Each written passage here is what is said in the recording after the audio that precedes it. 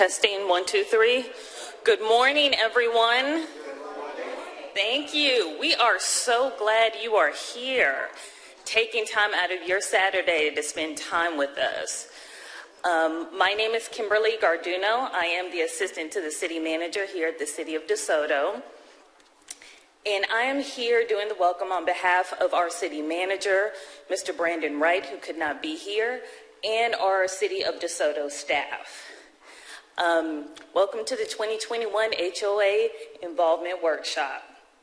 The purpose of this workshop is to really equip you with education and tools.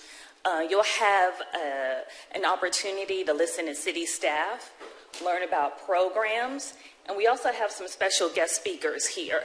And we're hoping you take those tools and take them back to your neighbors and your leaders. Before we get started, however, I'd like to recognize our two council members here.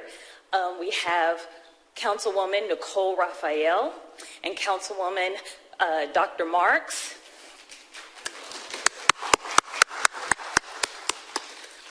And I don't know if you guys have anything to say. Well, first of all, good morning, and thank you so very much, Ms. Gavinia, for acknowledging us this morning. Yes. To all of our HOA representatives, certainly we are just so excited to have you here today. I'm going to tell you that this is not my forum, so I'm going to get out of the way so we can talk trash. And with that, we will get started. I'd like to introduce our executive to the assistant city manager and the person who really keeps our office running, Miss Becky Lewis. Yes. Good morning, everyone. So glad to see you here. I'm going to try not to stand at the podium. We've had a lot of events going on here at the city this week, so bear with me. Let's talk trash. We're going to talk about trash and refuse services throughout the city. And we'll just start out with who collects my garbage. In the city of DeSoto, the city ordinances mandate that the city decides which contractor will be used for both residential and commercial services. So for the city of DeSoto, we use Republic Services. They are under contract with us, and they are working hard to accommodate both residents and the commercial properties in the city. People think a lot of times that, you know, if there's something wrong with their trash, they call, they say, well, I pay my taxes and I should get better service. Just make sure everybody knows that your trash refuse services are part of your water bill. It's not a part of your taxes. So the services are paid monthly. Okay, so if you have any questions about that, we can accommodate you with that.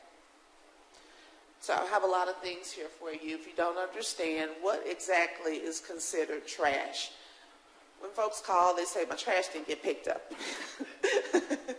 And we have to explain, we ask a lot of questions, and I know it can be a little daunting at times, but we have to ask these questions so we can get the proper information so that we're better able to assist you. So regular household garbage, that's anything that comes out of your kitchen, bathroom, and other scraps from around the house, any kind of dairy products, fish, coffee grounds, lotions, perfumes, and the bottles and things that they come in. Some people think some of those things are recyclable, but they're really not. The recycled plastics, you can look on the jugs and jars and whatever you have, and it will let you know if it's recyclable. And there's also a list on the city website that's a lot more succinct than this one to let you know what you're able to put out for recycling. But it's mostly dry paper, newspapers, cardboard boxes. And remember, with the cardboard boxes, they have to be broken down and laid flat in the proper area for it to be picked up. Food and beverage containers, you have to be a little careful with that. Since COVID, people do order out a lot more frequently than you did before. And I know you want to be environmentally friendly and try to recycle those items, but sometimes, and especially if there's food that's stuck on them, then it will contaminate the rest of your recyclables. And then, of course, glass bottles and most containers. Those are recyclable items. Now, there's a difference between bulky and brush pickup. Bulky pickup is usually anything that's too large to go in your trash can, and it's under 75 pounds, though. And those are couches, tables, chairs, desks, anything that you're trying to get rid of, we can pick those items out. If they're larger items, they need to be placed out at the front of your property, but sometimes some smaller, bulky items can be placed at the rear where you put your regular trash. There's often a little bit of confusion about when people put out carpet. We do pick up some carpet, but if it's a whole room worth of carpet, no, that can't be picked up. You need to make other arrangements to do that. But they do pick up mattresses and other larger appliances, including refrigerators and washing machines. If it's a kind of appliance that has any kind of refrigerant in it, Freon, to be specific, you have to get that product serviced by a local licensed plumber to properly remove those liquids before they're able to be picked up. And when they do that, they'll put a special tag on it, and then Republic knows that it's been serviced and it's okay to get. And then plumbing fixtures. People get a little upset if somebody does some renovations in their house and you have to set your toilet out front. They don't want to see that. We don't want to see that in the neighborhood. But that's the only way it's going to get picked up, to be honest with you. So you do have certain items like that. Just to kind of help with the process, just give us a call and let us know. I put a bathtub out front, and I don't want my neighbors to think I'm just being ugly. Just let us know, and we'll make special notation on your account to make sure the Republic is able to get by and pick it up. Now, brush includes grass clippings, leaves, tree twigs and branches, and of course large tree trunks. Unfortunately, because of the weather and other conditions that have gone on this past year, we had to cut down a lot of trees. And the brush pickup has been a little bit behind because of the weather, because of COVID, but please continue to monitor those things and place them in their proper place. You got a question? Is there a certain week in the month that the bulk is picked up and brushed? Okay. I'm going to get to that about the pickup schedule in just a second, but yes, we'll go over that too. What items don't get picked up? So anything with batteries, electronics, computers, if you've been painting, if you changed your oil at your house, prescription medications, plastic bags are usually going to be a part of your recycling. Any kind of foam and packing materials, windows, and things like that. You have to be very careful about setting some of those items out because they can contaminate the rest of the trash, and then it causes a problem for Republic Services to be able to get back to you, back to the area so they can complete their routes. Okay? We do not pick up construction materials. That would include raw lumber, drywall, paneling, flooring, especially, like I said, with the renovations that have gone on at residences this year because of the weather and other issues. There was a lot of construction material that was placed out, and it wasn't picked up. And people would call and be upset. They'd say, my trash wasn't picked up. And we go, really? Your trash wasn't picked up? That's why we ask questions at the Action Center. When you do call, they will ask you a lot of questions. You may be asked to try to provide a photo to us. We don't have the manpower to come out ourselves to each location and examine and see exactly what's out. So if you're asked to provide a photo, it's just going to help us better be able to service you. People, if they say it's a trash and it really is bulk, then we need to know that in order to send the right people out. I've already talked about the refrigerants that need to be serviced. Older model televisions, like the big ones with the big humps on the back that most of us don't have anymore.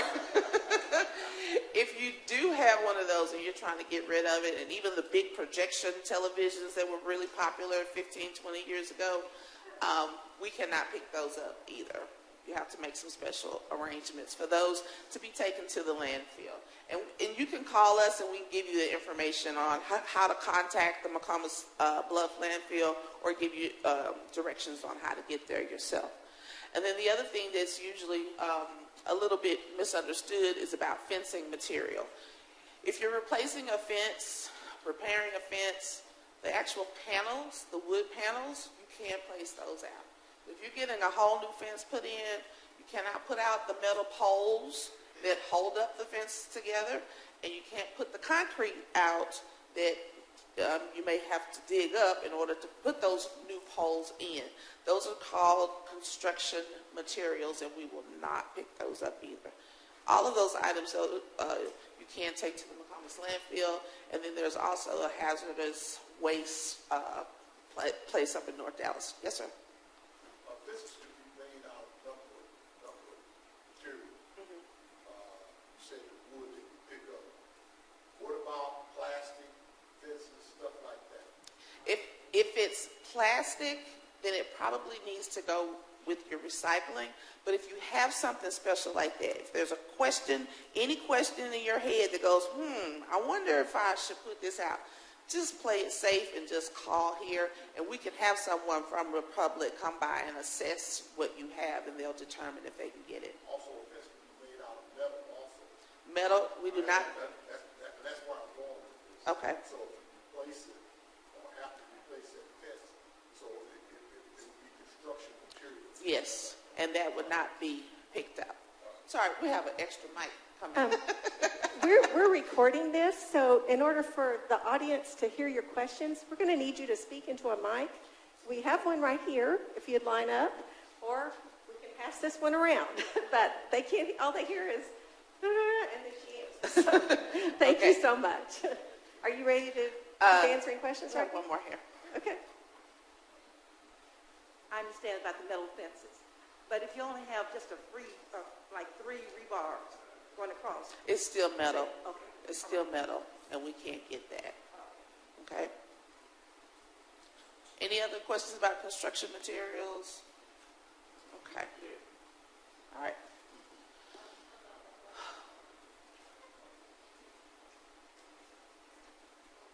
Okay, we've had several new construction. Speak into the mic, please. We've had several new construction sites. When they're building the new houses, they are supposed to have trash bins made for those new construction houses, and a lot of the houses, I'm not seeing the. Okay.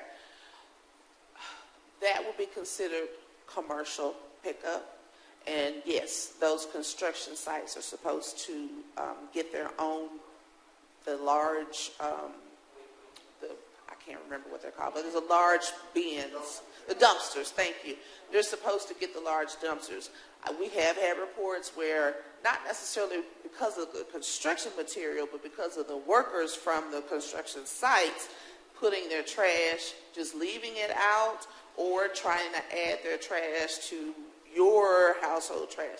If you witness that, please call us immediately, and we will get that taken care of, okay? Yes, sir. I go back to hazardous waste on the question there. And I need some clarification here regarding prescription medication. Because I had some, and I went up to one of the drugstores around, and recycle, and they said, no, let me give you this package. They gave me a package, and they say, just add a little water to it, and you can dispose it of in the trash. In a package, small package. Okay.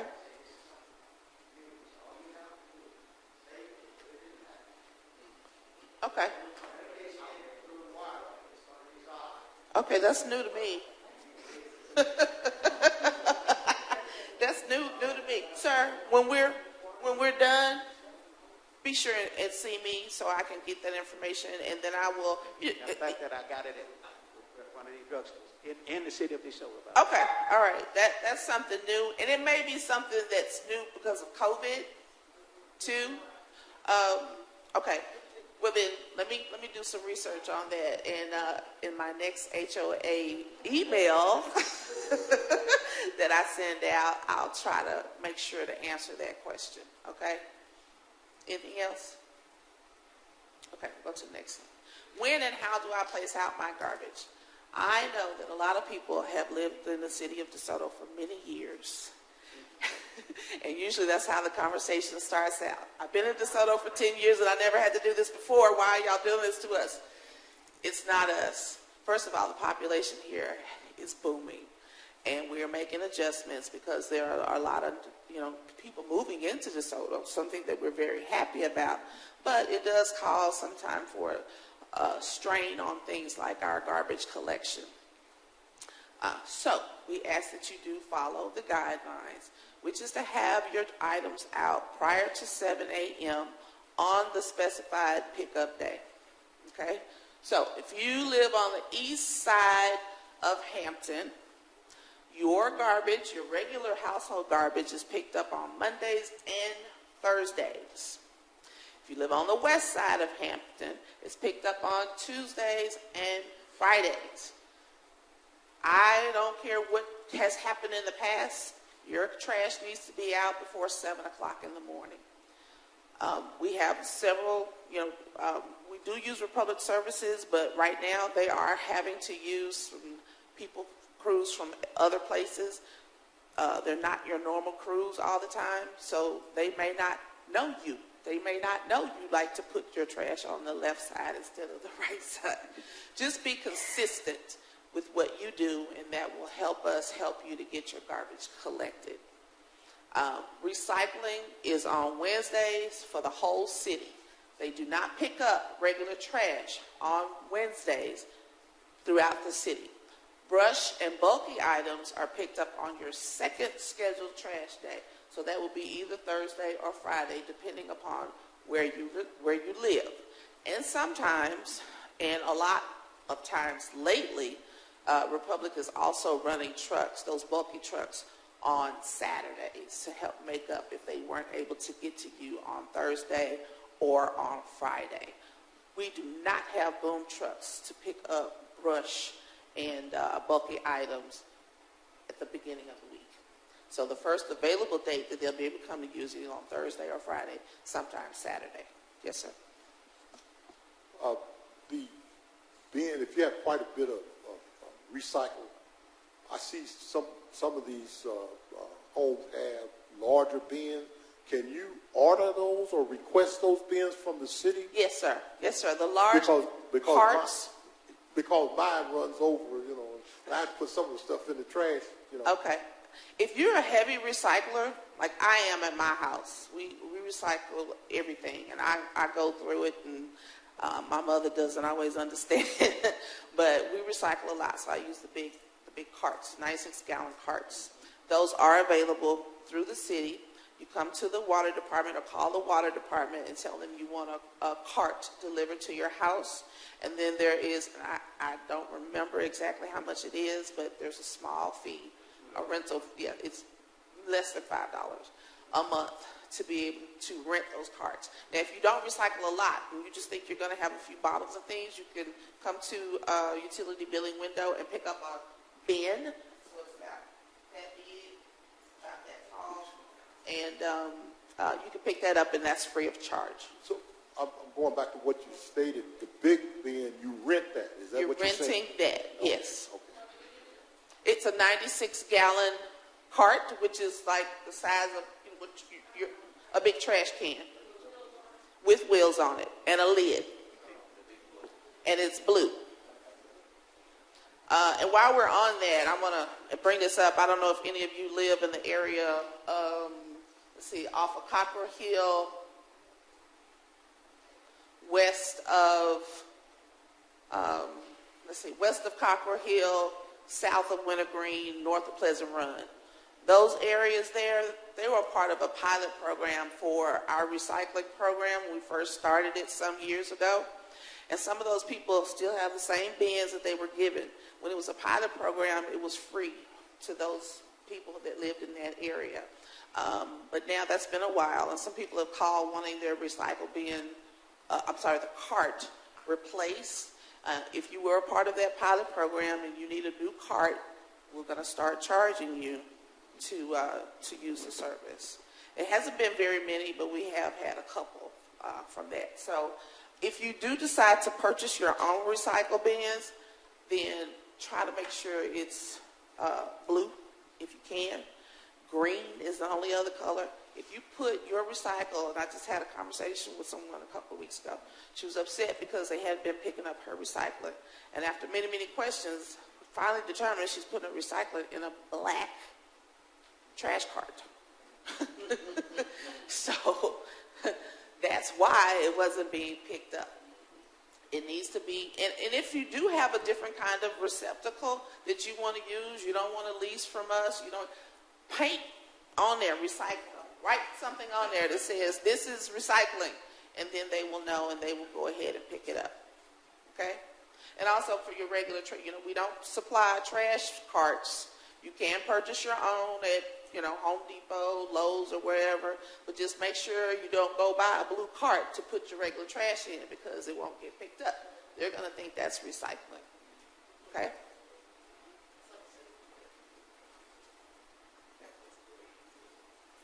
So I thought you couldn't use a trash can. I thought it was just the bags that we had to use. Purchase it yourself. We just don't supply those. Okay? Did I miss anything? Did I say before 7 a.m.? I think I said it a couple times. I'm going to say it again. Before 7 a.m. If you're at home every day and you're used to them coming at 10 o'clock and you usually wait till 8 o'clock to put your trash out, you're taking a chance that it won't get picked up. And previously, we did have the capacity to sometimes, go ahead and send a crew back over to a resident because their trash was missed. Our schedules are too tight now. We cannot do that. Only if I can prove that there was some mishap to why your trash wasn't picked up, then we'll try to accommodate you. But otherwise, you'll have to wait until your next trash day. Okay? I have a question. So on the trash pickup, can they put it out a day before, like after 6? After 6 p.m. Is that still? After 6 p.m. the day prior. The day prior? Yes. We do not want your trash sitting out. If your regular trash day is Thursday and you put it out Wednesday morning, your neighbors aren't going to like that. The ones that do know. Like it. And believe you me, they do call here. And we do report that to code enforcement. So you may get a citation or a warning, but it is in the system. But what happens if you have been cited through the city, through your HOA? What happens at that point? Because right now you're a repeat offender. So do anybody? Well, okay.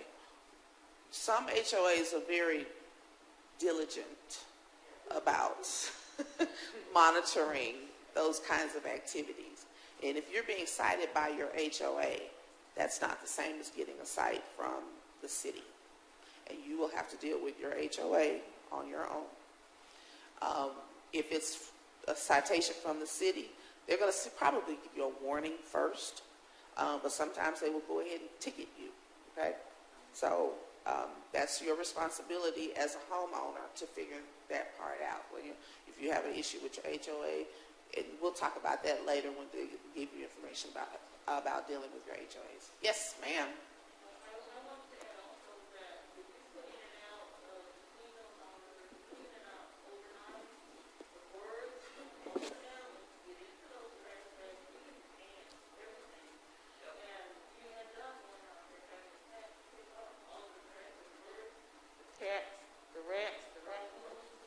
Yeah, you do run that risk. That's we prefer you to put it out the morning of. Some people work at night. They're not there that morning to put it up. Maybe that's why they put it out the evening prior. If you're experiencing that, then my suggestion to you is to go buy a trash can to put it in, and then you don't have to worry about that. And that's the only solution. I said it was a suggestion. That's That's my suggestion.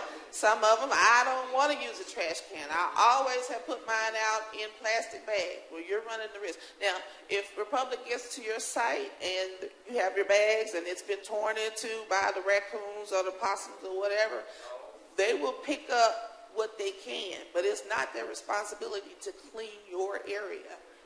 So because they do have to continue on down the route so they can get to everybody else. Okay? Yes.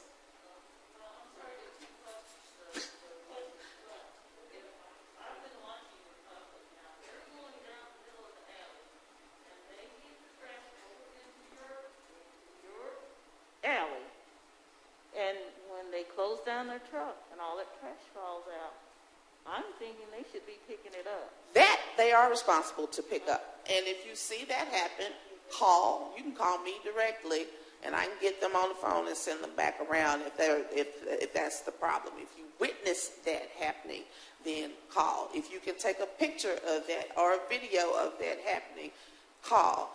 It's not a tattletale kind of thing. It just gives us more information to work with.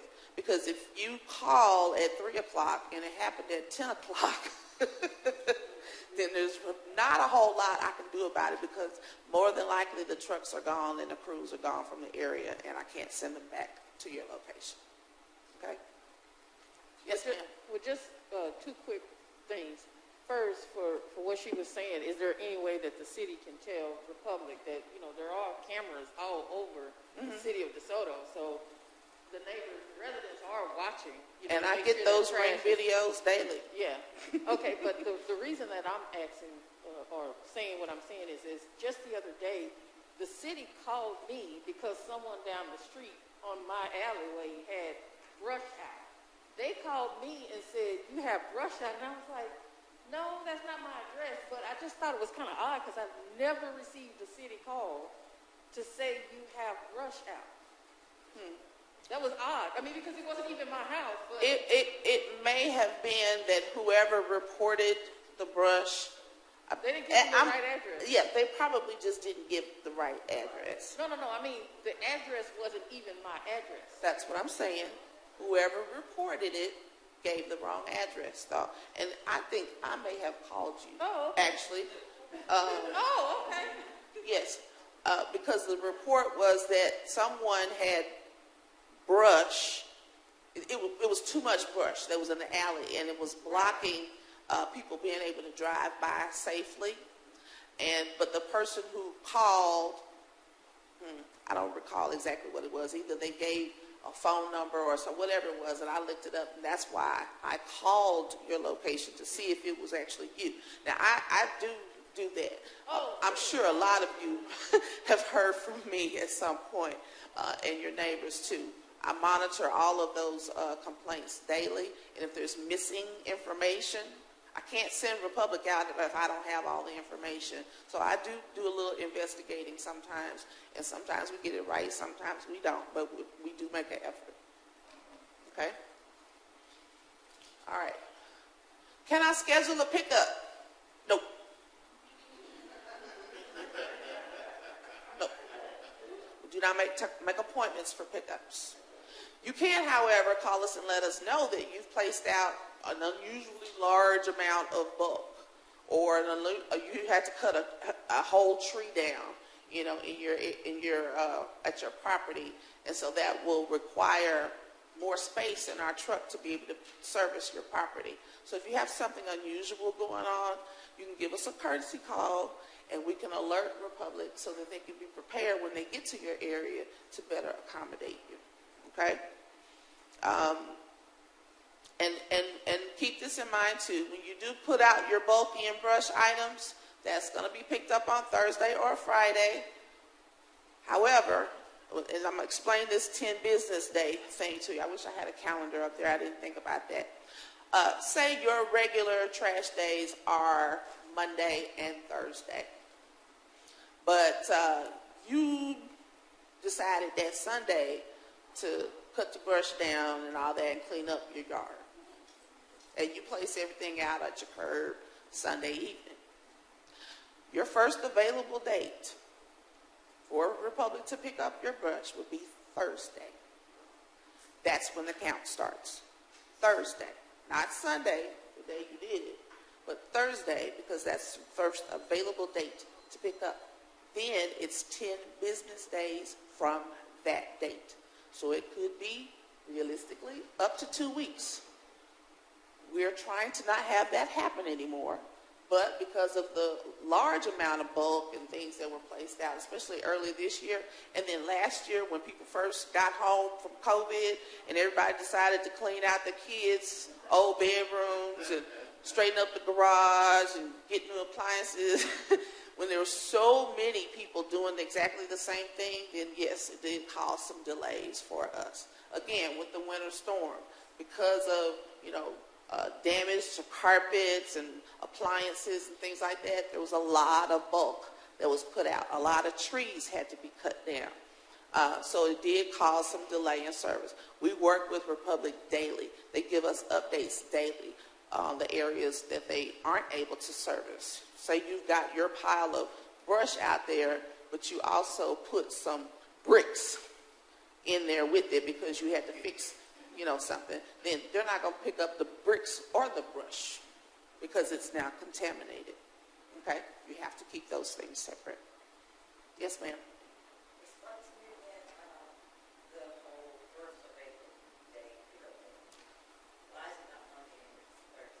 Because they only pick up brush and bulk on the second trash day of the week. We do not have those large trucks. They're not even in the area Monday through Wednesday.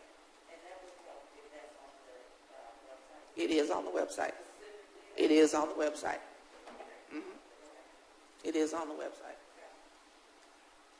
Okay? I'm sorry? Yeah, it does. And then you call in and make sure, I tell the ladies at the Action Center, make sure you say 10 business days. And make sure that people understand from the first day to pick up. Okay? There's really very few times when the trash is missed because of a mistake. But if it is missed, if you believe it's missed, give us a call and I will try to work with you. But you have to make sure it was out properly, placed in the right place, and there before 7 a.m. Yes? Really quick, I'm sorry, back on what you just said. You just said first pickup day. Just a few minutes ago, you said make sure you tell them that it's available, that to count 10 days from the first available pickup day. Right. Which wouldn't be Monday, you're saying? No, Thursday. which would be Thursday or Friday of that week. I'll talk to you.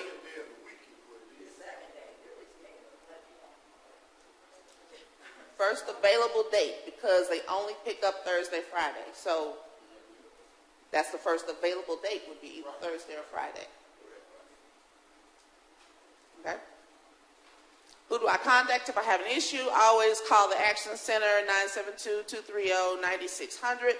Please don't call Republic Services directly. I know they have the numbers on the truck and everything, but when you call that number, you're going to their call center, which I believe is in North Carolina. And then everything has to funnel back down to get to us, which may take several days. And then people say, well, I called you already. You didn't call the city. If you call the city, then we can get to it directly. Or you can call me directly at 972-230-9643. That's it. And we'll take other questions a little later on. Thank you.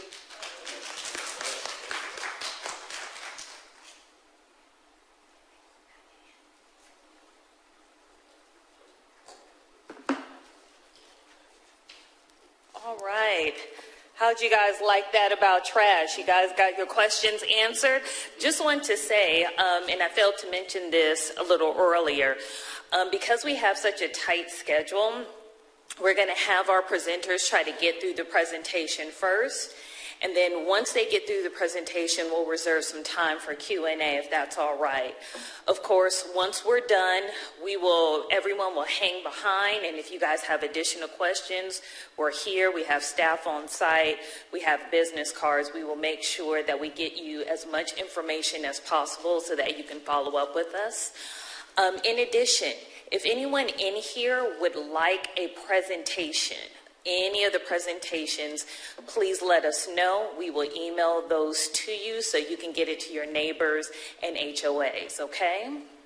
And yes, Kathy. I just want to let you know, I gave you agendas that were going all out of order. Chief Cost is stuck at some big traffic jam on I-35, and he will be here eventually, but we're just gonna flip-flop people around and go with it. So next is code enforcement. Next is code enforcement.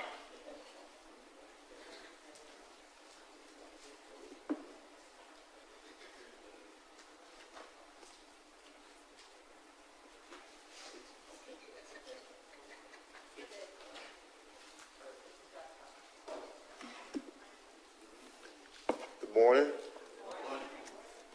My name is Norris Booth. I'm here for code enforcement and to talk about code enforcement, filling in for the manager, Mr. Charles Humphrey. And thank you for talking about the trash. It made my job a little easier this morning. But just to iterate some of the things that we are enforcing, code enforcement on a consistent basis, the violation. As of course, we do the high weeds, we do the overhanging limbs, we do the overgrown vegetation, we do the fencing, we do parking on the grass, and code enforcement has an additional with the parking. What we've done, I've started working, I've done 21 years in code enforcement in Dallas and 2 years here in DeSoto. We do parking, and at parking we do oversized vehicles. Been here since 2019. We stick at over 500 cars. We've towed almost 200 cars. And one of the things with the tow, we've towed 3 oversized vehicles, box trucks that's over the 14,500 pounds is considered oversized vehicles. And we've towed a semi-tractor and a lot of cars. So if you have any concerns about parking, and as of now, DeSoto has one person that does parking and does citywide, and that's me. I do parking citywide plus some code enforcement. So those are the basic code violations that we deal with on a regular basis.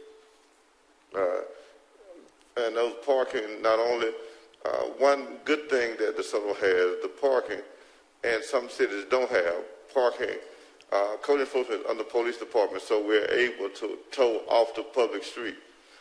Some code enforcement department does not allow you to tow off the street, but DeSoto has that. They started that in 2019 when I started working for the city of DeSoto. So the parking I do, the towing off the street, do oversized vehicles, facing wrong direction. That's one of the things that most people don't realize, that how important facing wrong direction is, because it's a traffic hazard. If you park facing the wrong direction, you pull out, it could have an accident. And then the insurance company is going to have a problem when they find out that you was parked facing the wrong direction. So, and I deal with things blocking the mailbox. We've had some, I've had to write some tickets for that. And so there's tickets being issued for the actual parking violation. And the vehicle, the inoperable vehicles, we deal with those. The inoperable vehicles that's on private property, it takes longer. The one on the street, 72 hours, you can actually tow it. Sometimes they'll move them. I've noticed that since we've towed quite a few, most people, when they see the sticker, they'll go ahead and move it. And then others will tear the sticker off and won't do anything. They've said to me, I didn't know I was supposed to do anything. I've towed a trailer, non-motorized trailer that was stickered. It was unattached on a public street. And so no trailer that can be on a public street unattached, because the street is made for motorized vehicles. And I've written some tickets for some vehicles parked on the sidewalk. So there's a lot of things that code does. If you call, we can get it done. But as far as the inoperable vehicles on the private property, it takes 45 days to actually get that in. In order to get it off of private property, we have to put together a seizure affidavit signed by the judge to be able to go over and pull the car off of private property. We've done that. Now, we have some illegal businesses I know that goes on in some neighborhoods. According to the Texas Department of License Regulation, the code officer can only enforce that from public view or public right-of-way. But however, if you have some evidence, sometimes neighbors can say, well, you come in our yard and you can view the violation. And then if you get the probable cause, then you can actually go and get a seizure warrant,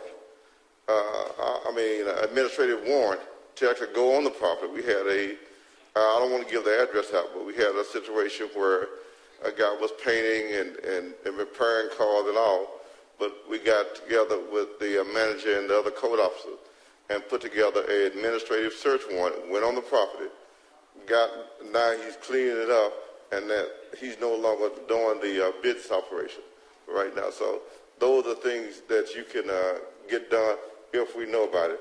If there's any, I met with a property owner, I want to say last week, that was talking about some illegal drug activity. What I did, I took the report and then had it referred to the narcotics division. So those are things that code can help with. And as she talked about did such a good job talking about the trash, those are something that we deal with, and then especially when it's on private property, there have been tickets and written on that, and then also, if they don't do it, we have city contractors we send out there to do the mowing and to clean up the property, and of course, it puts a lien on that property. And yes. So when you said trailers, so say like there's a little small regular pickup truck, and they have like a little trailer like with their lawn mower on the back, and it's on the street curb. Are you able to do anything about that, or is that okay? Okay. If it's attached, it's okay. But if it's blocking or causing a traffic hazard, then I can do something about that. Okay. Another question. What about motorcycles parked on sidewalks? Nothing. Motorcycles are not allowed to park on sidewalks. Okay, because we have actually put in a few tickets, but it's still happening. So by the time you guys come out, it's literally over the weekend. So we call the number that's outside of you guys. So by the time they get there, they're already gone. So it's like, I don't have time to keep reporting this, but we can only catch it like when it happens, which it's over the weekends. Okay. So what do we do if it happens over the weekend? You can call that non-emergency number. That's the number we call. Okay. Well, let me. They come out 10 o'clock Well, the next day. Okay. Well, call a number to code. Let me give you a call because we do. I'm working on Saturday, and then we have some others that's working on Saturday. So you can actually call, and we can go out there and try to catch it on that Saturday. Yeah, because it's multiple motorcycles. It's like, why are y'all blocking this? No, they're not allowed to block the sidewalk at no time. Okay. All right. Thank you. Uh-huh. Right, Mr. Booth, thank you so much. Okay, thank you. We do have Chief Perkins here, and so he's going to fill in for Chief Costa. Okay, thank you. Thank you very much. Oh. I have some cards.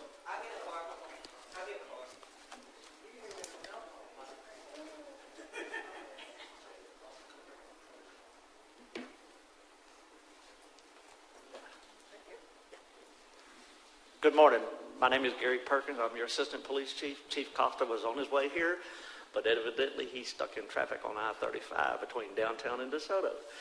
So I don't know if any of y'all traveled that, but with the construction going on, sometimes that can be a mess. So I was already by Saturday to work because command staff of the police department, either the chief or myself or one of the two captains, is always here on Saturday.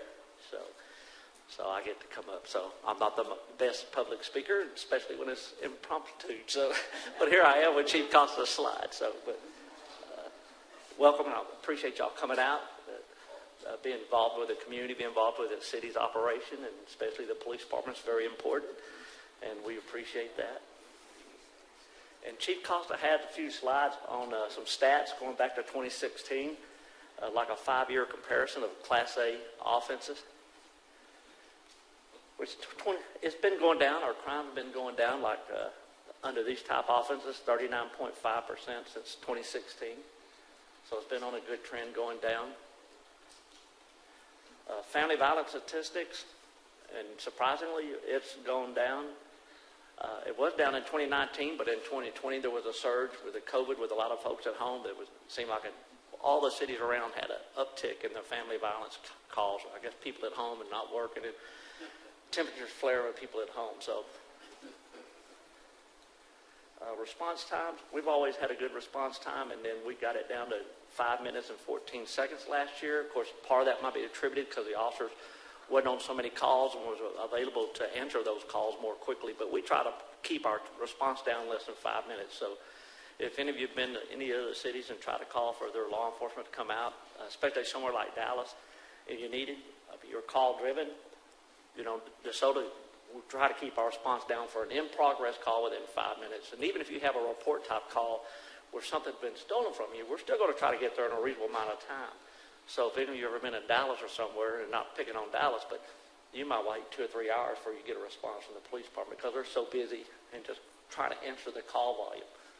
But our time, we're proud of our time. So I actually had, when it was racetrack up here, Hampton and 20 called me one time and said, hey, can we call y'all if we get robbed because it takes Dallas so long to get here?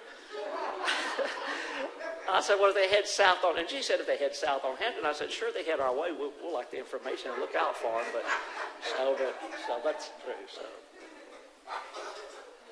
And that's a travel time because dispatch, you got to consider your time as dispatch will get the call, and then time they put it out the officers. And our actual travel time we get the call to like 2 minutes and 68 seconds. So less than 3 minutes trying to get there. So here's some crime analysis 2020. Crime group, we have a for 2020 was down 12.2%, down 19. It was down 4%, 18, it was down 15, and 17, it was 9.7. In 2019, like we had 2 murders in 2020. 2019, there was 5, 2018, 0, 2017, 4, 2016, 4, and 2015, 2. So, and unfortunately, this past year we had the murders, a couple of them, and a couple of them was involved in drugs. One of them was retaliation for one of the murders. It was a young man actually shot somebody he thought who murdered his brother because of misinformation out there on social media. So I would caution y'all, watch what you read on social media. It's kind of like watching some of the news organizations. You take it with a grain of salt. Something happened, but don't believe all the facts you got because that's normally not true. So, like I said, the assaults were up, especially like a lot of those family violences for people being at home and things. Burglaries were up a little bit. Larceny was down 30%. Auto theft was up. Criminal mischief was down. Robberies were down. And CID clearance rate was like 47% last year. And last year, our department handled 65,365 calls, but that actually was a large decrease of about 40,000 calls for service than what DeSoto normally answers because of the COVID. And like I said, our response time was 5 minutes and 14 seconds. And our staffing levels 2020, we was budgeted 79 officers, 67 staffed and 12 vacancies, 2 recruits in various stages of training. Majority of our officers was under 5 years, so when you get called these officers out to service, they're not seasoned veterans like me. They're all young folks. So, and I tell everybody I'm the dinosaur because I've been serving y'all since 1983. So, the longest serving full-time police officer DeSoto's had. So anyway, but it catches up with me. So, got a question? Okay. Okay, all right. And then August 2020, our diversity. Look at our diversity. So we're about 50% diversity in the department. That includes minorities and females and everything.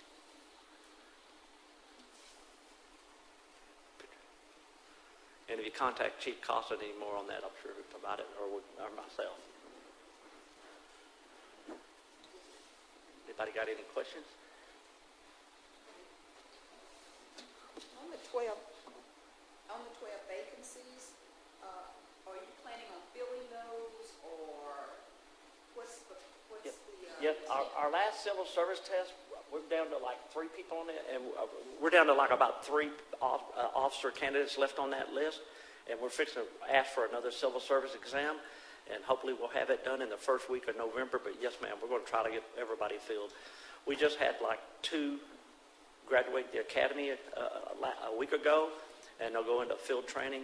It'll take them about 4 months, and then we will test again and try to fill those other positions. But it takes, if we lose a sworn officer today, and then we have to hire them, somebody new that's never been in the academy, and they have to go to the police academy, it takes about a year to replace an officer on the street. And when you see like how many officers we have right now, and we tell you how many we have on board that we've hired, that doesn't necessarily mean they're cut loose and they're in training and they're available to answer your calls, because they'll come back from the academy and they'll do like 4 weeks of orientation, learning the different things about the city and the police department, and then they'll actually go out into our field training program, which is about 4 months, where they ride with other officers and learn to do the things we teach them in our policies and stuff. So it takes a while to get them back. So, and then you have other officers assigned to different things. We have 3 officers at school resource officers.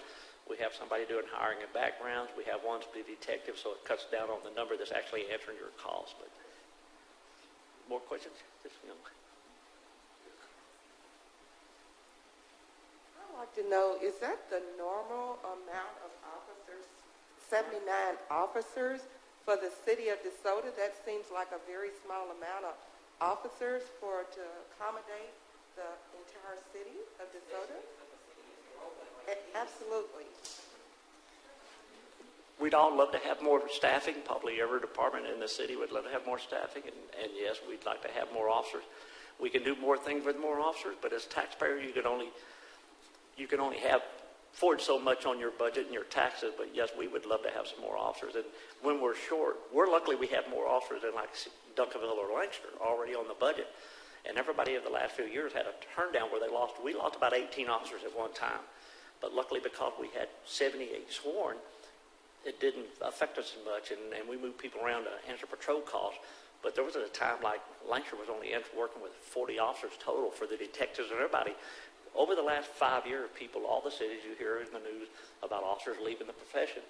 Well, luckily, where we're at made us safer, because we still had a buffer in there. But yes, we could lose more. And the city, we've got 2 more added to this year's budget. After October, we'll be at 81. So we're getting there slowly. So the city staff's working on that, and the council's working on that, and nowhere to add us more officers. So.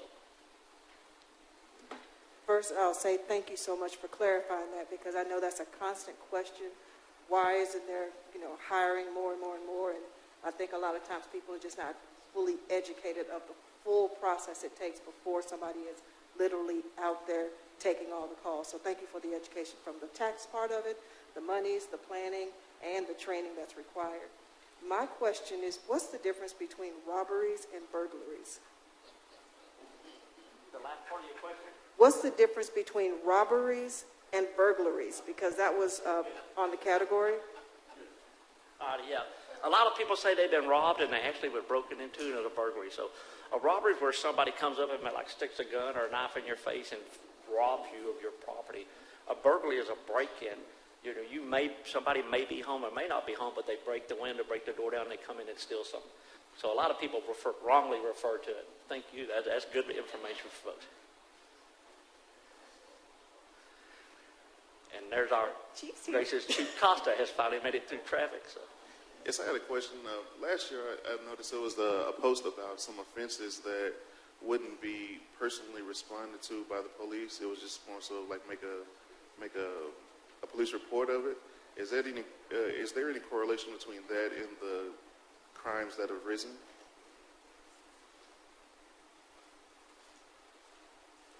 No, sir, I don't believe so. Most of them things we're taking it for like crimes that already happened, like minor stuff that had already happened. So we just weren't going to come out because of the protecting citizens and officers for not being face to face because of the COVID, but shouldn't have been that. Because most crime has been down. The only thing that's been up is like I said, the homicides that we had, and a couple of those were drug related and things like that. So, and one was an act of a theft, trying to steal a car. Good morning. I do have a question regarding like the noise ordinance. So if there's a complaint that comes in for noise, like music or something, and you guys come out, is that information then given to the code enforcement somehow? Is it reported to the code enforcement?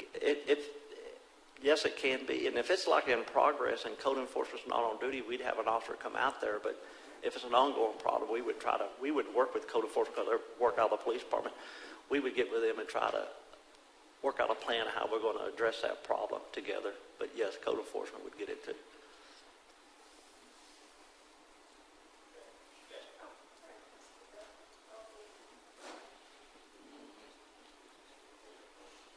My question is, it seems like they're short of officers, short of city staffing. Would it be more in the budget instead of budgeting for qualified police officer and take a year to get them in place? Why not go with a security company to where they can take the bulk of the finances and the benefits and stuff, and you still have the service covered, where the police officer can be available for more serious crime and could control the community, and let the security company control the other stuff like school crossing at the schools. Like some of the code enforcement things, you have a private company come in and take up some of the slack. Yes. Would that help for the budget part? Is it cheaper to hire a private company than training qualified officers that take a year to get there? Yeah. We've been, I don't necessarily know about security officers because their training is very small. But we've been looking at getting back to a program where we have civilian community service officers that would respond out to take report calls and stuff that doesn't require a sworn officer. We just didn't get there this year on this budget, but that's right. what you wouldn't have to waste a police officer. Right. We're looking at trying to stand in front of a storefront when you can have a civilian security person there to do that and leave the officer to deal with traffic accident or other calls and something. They only deal with minor things. Yeah. We keep them different. So as Assistant Chief Perkins, hello everybody, sorry I'm late. I had 10 o'clock on my schedule, so I made it though. You know, security guards are not certified law enforcement officers, so they wouldn't have any powers of arrest or be able to do some of the things that our officers do. However, what we've had in the past and what we wanted to do this year was hire some civilian people, as Chief Perkins said. They would go out and they would handle those smaller complaints that come in and those issues that come in. It doesn't require a police officer to go at first, and we call them, what do we call them? PSOs, public safety officers, what we call them. And we traded 3 of those in for full-time police officer positions back when Tron Richardson was here. We want to get those back into our budget, and so we put them in this year. They got shot down, but we hope to put them in next year. But even that, we still have to hire some people, and we have volunteers that help us out. They go out, COPs go out and help us. There are eyes and ears out on the street, so we depend on them to help us with those smaller things that happen. Our problem is training officers, as you said, it takes us a year. We put in a program, $10,000 stipend for any officer that is certified in the state to come over to our department. We're civil service, so they have to take a test, and we have to go down that list in order before we can hire anybody. And so if they're certified, I can move them up to the top of the list, which I've done, and we've hired several officers that way. But we have to really have something that incentivizes those officers coming from other departments. If they've got 5 or 6 years on or 7 years, they'd be great officers here, but they don't want to leave their department because now they lose their seniority and all that. They'll make about the same pay, but it's seniority and having vacations and things. question, going back to the noise. Is there here in DeSoto something, you have to have a meter or something, the officer would have to determine whether it was a violation or not? I know in Dallas they had to have a meter or a code officer with a meter and an officer in order to verify if it was loud noise or not. Can you give me some more detail on that, please? So we have noise meters. That's exactly right. Our officers have them. We have 3 of them, something like that. We have 3 noise meters. Code enforcement has one, and our officers have 2 that they can log out. So if they get a noise complaint, they'll bring the noise meter out and they'll check it. If it's after hours from code enforcement, then it's going to have to be a police officer that responds to that. Again, we're limited on police officers, so we have to prioritize our calls for service. We get out there as soon as we can, but sometimes that's on a lower run of priorities. And we'll work with code enforcement and say, hey, we had some noise complaints over the weekend when you guys weren't here at these addresses. Maybe we can kind of pay attention to that during the week. But normally it's after hours on a Friday or a Saturday when people are having parties and things. And we deal with it the best we can. But yes, noise meters, we do have those, and we do use them. That's the only way we can file a complaint, because you can't just say, well, it sounds loud to me. Good morning, Chief. Morning.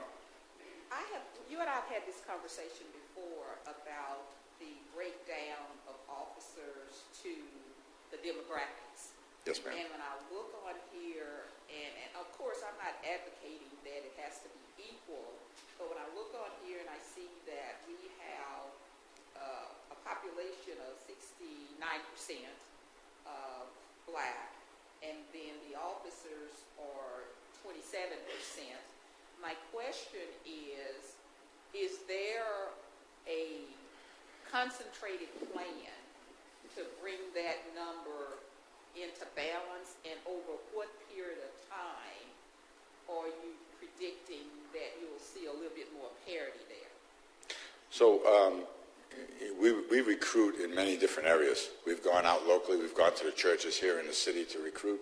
We want to bring some of those people that are in our community onto our police department. That helps us. They know the city, they know the culture, and they can help us be better. We've also gone to some of the black universities locally. We've gone to the military, and we've tried to recruit from the military. We do our best at recruiting. Our numbers are not up there, but you can see the difference from 5 years ago. Of our blacks is 27%, it was 25%. Our Hispanics are growing better than any other ethnicity, as I'm sure he told you, and it's on that slide. So when we go out and recruit, yes, we try to recruit African Americans. We try to recruit people from the city that know the area. However, we're going to get anybody that applies to the position, and where you usually get about 10% of the list. That's you usually hire 10. So if you get 70 on a list, you're probably lucky if you hire 7 people off of that list. So it gets down to civil service. We got to go in order, like I said. So obviously we can't look and say, well, we're going to skip over this guy because he's Hispanic. We want to get to this black officer that's in it, or we want to get a female, so we're going to skip down. So we have to take them in order as they go. We do our best that we can. Our last 2 exams, I believe the breakdown was over 70% black in our exams, and white was like 10%, and the rest was Hispanic or others. So we're doing our best. I wish I could say tomorrow we'll be at 50%, but it depends on who applies. And now with the attitude in the nation, it's tough to get people that want to be police officers no matter what color or ethnicity they are. Yes, ma'am. So back to the question on the noise ordinance. So if a neighbor is having a party, mostly it's going to be after, code enforcement is home. It's going to be at night, right? What's the latest they can blare their music? 10 o'clock is when they have to shut their music down. So after 10, if they're still blaring it, then what's the process? If they're after 10, you call the non-emergency number for dispatch. Does everybody have that number? Okay, yes. So you call that number and say, listen, there's a loud party going on, something, whatever it is, and they'll relay that to the officers, and a supervisor or one of the officers, or 2 officers will go out and tell the people got to shut it down. We get those all the time. We make note of it. It's going to be in our dispatch so that we can go back and pull the calls and do all that. That's the best way to do that, and we'll be out. But So don't, 10 p.m. don't wait. 10 p.m. If they're still going, call us. Gotcha. Is that through the week or weekend also? That's all, every day of the week. 10 on the weekend. They start at 10 on the weekends. That's exactly right.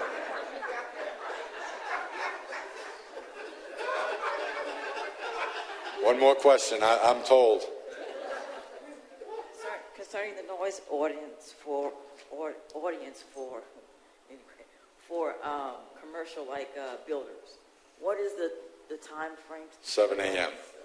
7 a.m. Before 7 a.m., then they can't start. But I'll tell you, at 7 a.m., they're blowing the grass around here, and they're waking people up, and construction starting. The thorn tree is cutting grass, and so the people get upset over there. So I know what it is, but that's the ordinance at 7 o'clock. 7 to 10 p.m. Yes, ma'am. 10 p.m.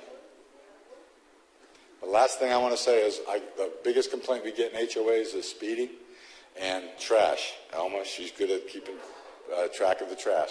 But the speeding, I'll tell you what we've done in the past, and we're going to ramp up. We bought a couple more speed trailers, those radar speed trailers. Obviously, by themselves, they don't do a whole lot except make you aware of your speed.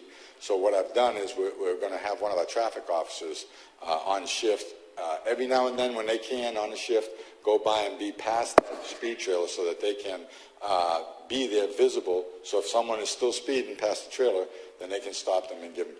It's kind of like the HOV lanes. If you've ever been HOV lane, you don't want to get in there on a day that the police are down there at the end of it because you're going to get caught. So you don't know if they're in there or not, so that's what keeps you out. I want to do the same thing with speeding. They see a speed trailer, they say there may be a police officer down around the bend. So that's my plan. It's going to take a little bit to put in place because our officers have to be freed up and doing that. But that's how I want to work that. Now, hopefully that's going to slow people down. With COVID, people are just crazy with speed. Not in the neighborhoods only, it's all over. Just very quickly, all I ask, and I think you all have been doing an exceptional job, so I appreciate all Thank you. of you. But I just wish they can get officer more out there frequently on Pleasant Run near Bank of America. They have some that come through there and they speak like they don't have good common sense. Yeah, they'll cut that red light there, and they'll try to beat it all the time. They do the one over here at Chatty too. I know. And that's every traffic light. Cockrell Hill is like a speedway. So we're doing our best. Just have patience. If you have a complaint, call us. Don't hold back, and just call us. That's what we're here for. We want to know where the issues are so that we can put our people out there and they can better serve you guys and better do the job that we want them to do. So call us for any little complaint and we'll be out there. Thank you. Sorry I'm late again, but if you have any questions, just call me or come by if you want, and we'll talk then. Thank you. Thank you, Chief. And we're about to take a break after I do about a 2-minute commercial on the Adopt a Street. And if y'all will hang around, Chief, maybe everyone can ask any other questions. See if they can answer other questions for you. Hi, I'm Kathy Jones, and Community Relations person, and I'm going to do a quick commercial about our Adopt a Street program, and then we're going to take a break and get to the folks that you really came to see. So for probably about, let me make sure I'm doing this right. DeSoto has, how many of you have heard of our Adopt a Street program? Yay, great. Okay, well, maybe I don't need to do this. But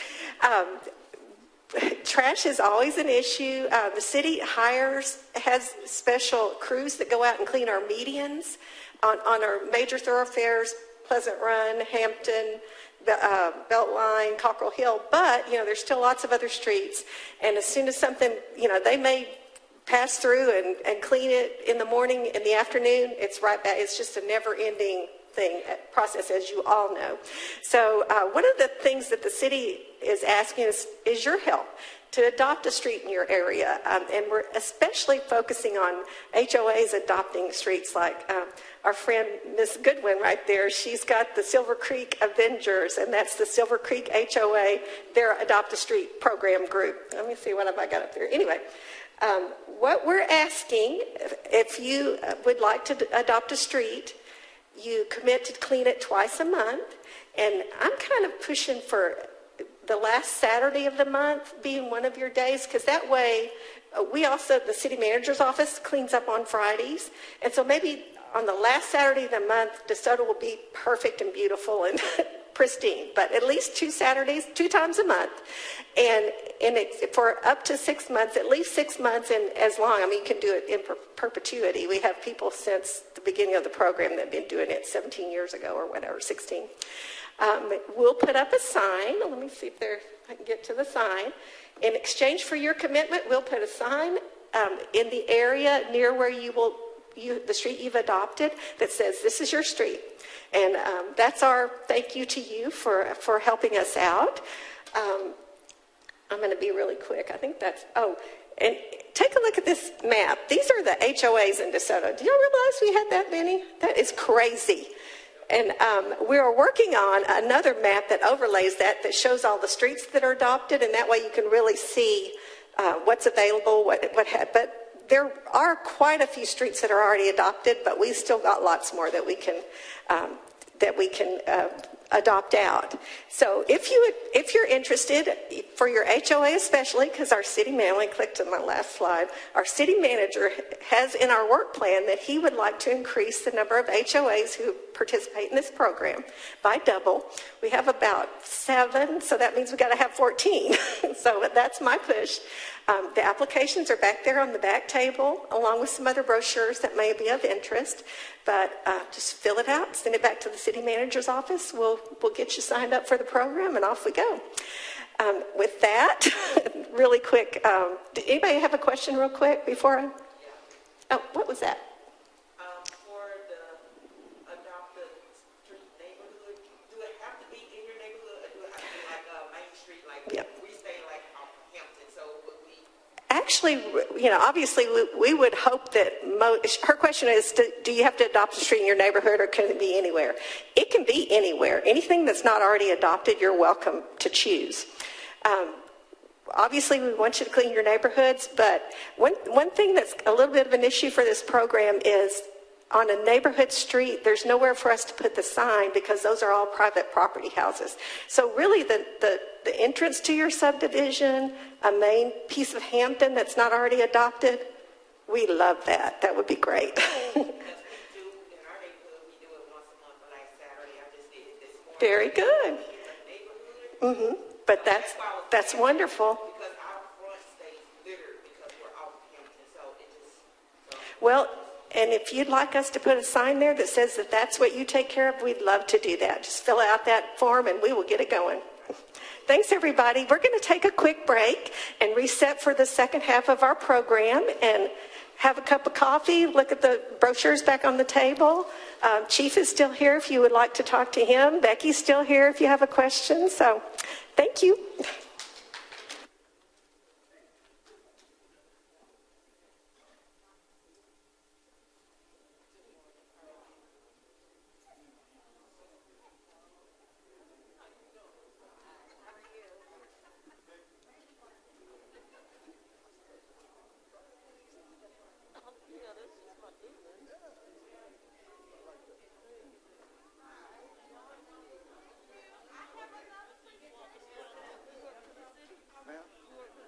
I do. I'm one of the deputy city managers.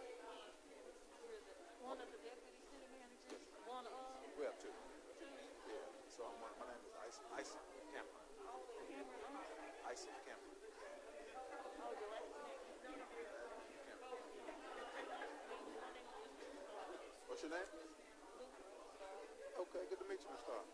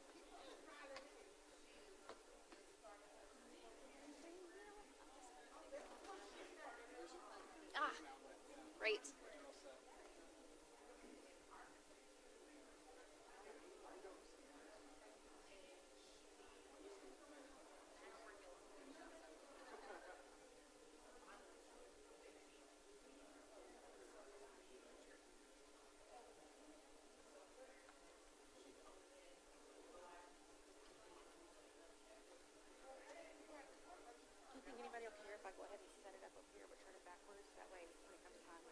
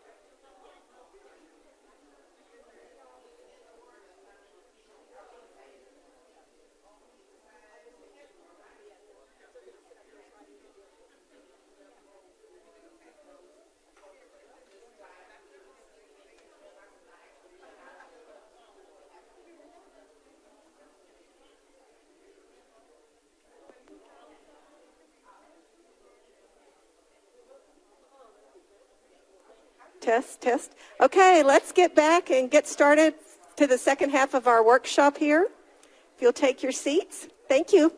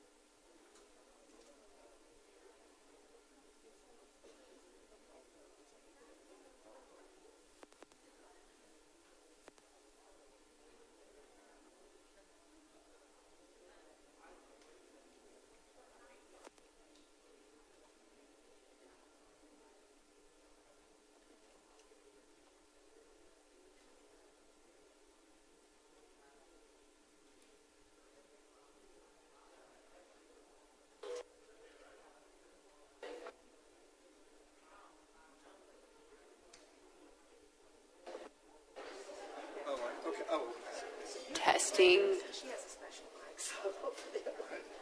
I talk pretty loud anyway.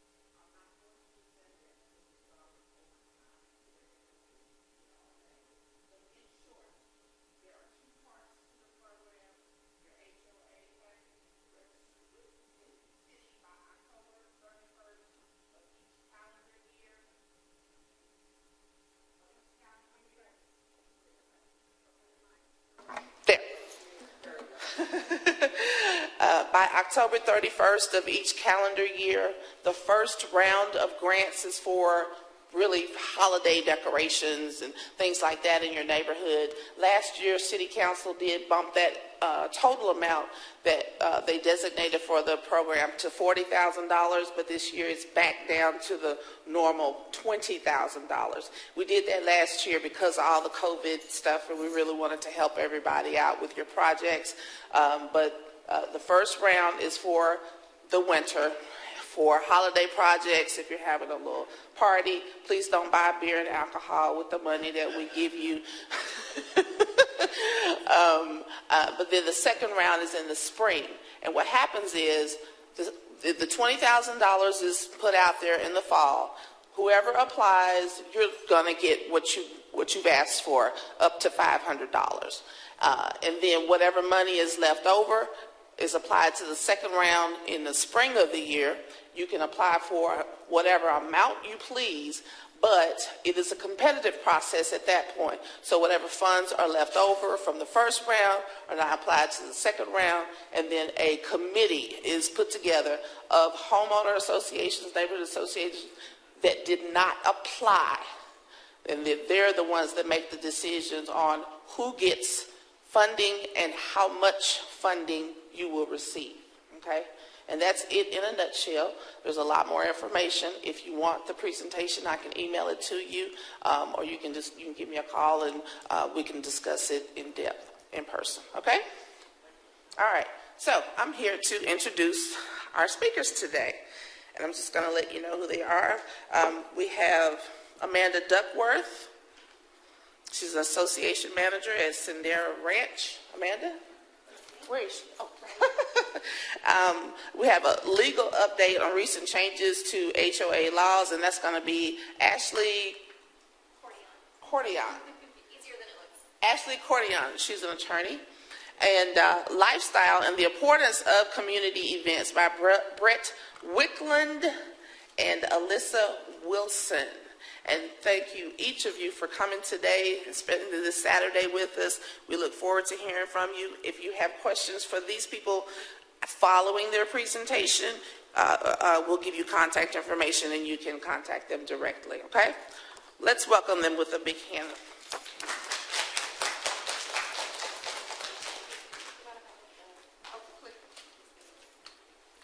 Turn this.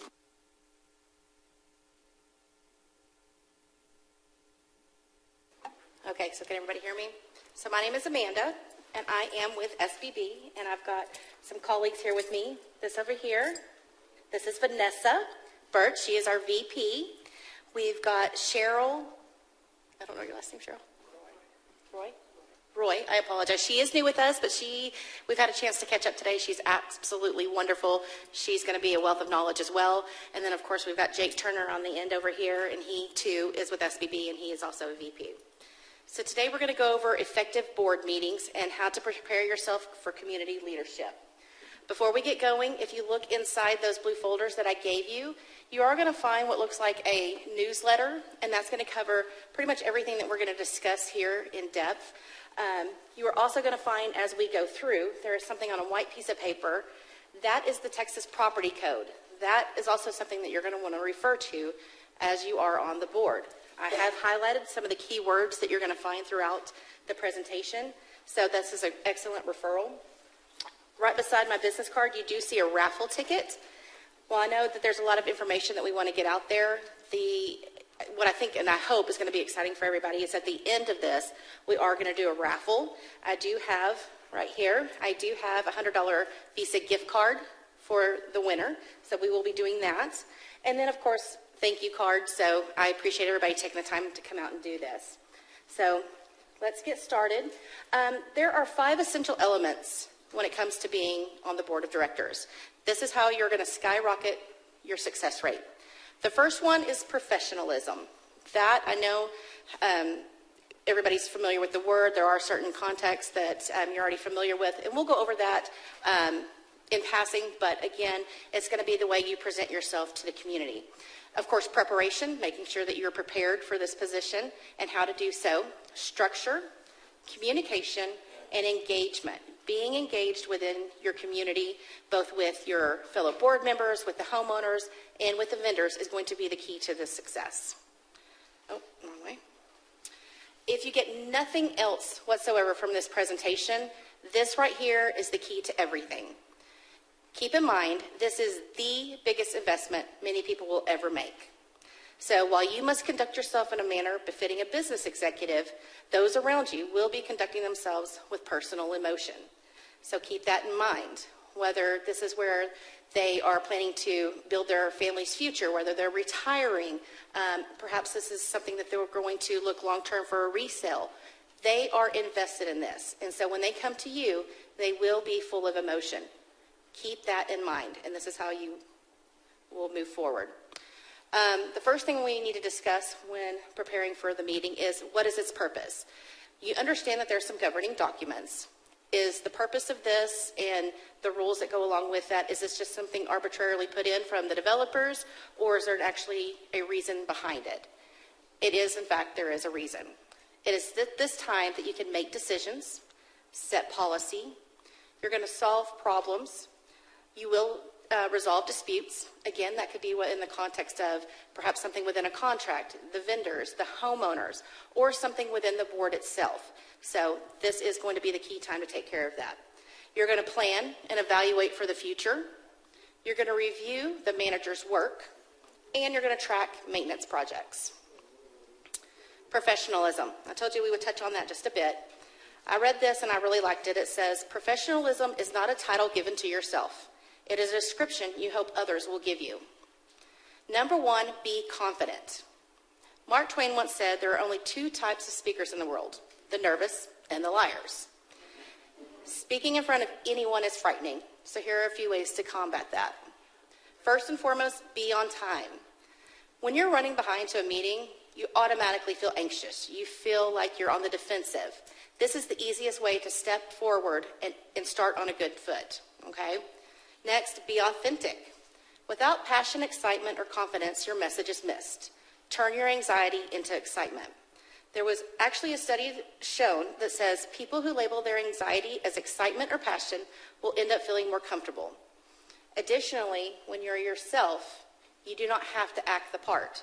So show them who you really are. Show them the reason that you've chosen to be on the board, okay? They want to connect with you. They want to understand that you are trying to connect with them. Professionalism. Read the materials beforehand so that you can discuss them intelligently. Whether that's a new bid, maybe that's a set of emails that have come through that you need to discuss. Maybe it's something within a management report that you're going to have to discuss in executive session. Come prepared to vote. Do research and ask questions before the meeting. No drinking until after the meeting. I've been doing this for almost 25 years, and inevitably there are groups out there that have chosen to have a beverage during the meeting. And their response is, hey, we've done this for years, we've never had a problem with it. Well, that may be, but there could be a problem with it, okay? So in the event you ever go to litigation and they say, hey, did you make this decision under the influence? See? So keep that in mind, all right? Another thing is when you are drinking, perhaps the person beside you had a rough day before they get to the meeting. They're already anxious. They're already on the defensive because they're running behind. This is a way to escalate a situation. So it's not that you can't, just don't do it before or after the meeting. Don't discuss board business outside of the board. Loose lips sink ships. You'll see this in the next one. Don't discuss business in public unless it is to make a general statement about projects in progress or to encourage volunteerism. You never know who's listening. Think about the telephone game. So particularly right now, whenever there's so much popularity within social media, how often have you seen something where somebody has said something and it's taken out of context and it blows up? So keep that in mind. Just never give yourself that opportunity or the others around you to take something out of context, at least as much as possible. Talk to those you know and keep business during those business settings. And then, of course, utilize Robert's Rules of Order for ease and fairness. If you have any questions about Robert's Rules of Order, there are plenty of educational pamphlets out there, whether it's on the internet or you go through CAI. They have some that they can provide you as well. All right, Preparation. Meeting materials needed. I suggest you always pull the articles of incorporation. And the reason for this is you want to take note of the legal name. A lot of people don't know that. Anytime you're going to put anything out there, particularly meeting minutes, agendas, things that are going to be saved, it needs to be in the context of its legal responsibilities, its legal name, its legal documentation. Bylaws. It's in the bylaws that they're going to lay out the meeting requirements. It's important to read your bylaws. The Declaration of Covenants, Conditions, and Restrictions. It's here that you're going to find the community rules. What are they looking for during inspections? What are your insurance responsibilities? What constitutes the voting rights of the membership, the developer, and so on? So it's important to read through these. Even if you've been with your particular HOA for quite a while, it never hurts, again, to refresh your memory. Previous meeting minutes. You're going to pull your minutes and you're going to see what y'all talked about at the last meeting. Was there something that you were supposed to bring to the meeting this time? Is there anything you forgot? Maybe there's something that you need to refresh your memory on. Monthly financials. Of course, this is going to be important. The financials are going to give you a snapshot of where you're at this moment and where you're heading in the next several months. It's also an opportunity for the managers and the committee reports. This is your chance to ask them questions and let them ask you questions. And then, of course, always bring any supporting paperwork. That's contracts, bids, maybe it's pictures, emails, maps, whatever you think is going to be imperative to this meeting. Preparation, preparing the agenda.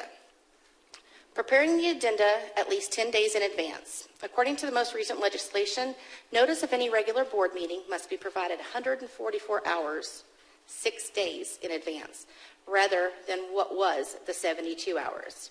You can, however, hold a special meeting, but you still have that 72 hours that notice must be provided. Correct? Right? Okay. Checking myself.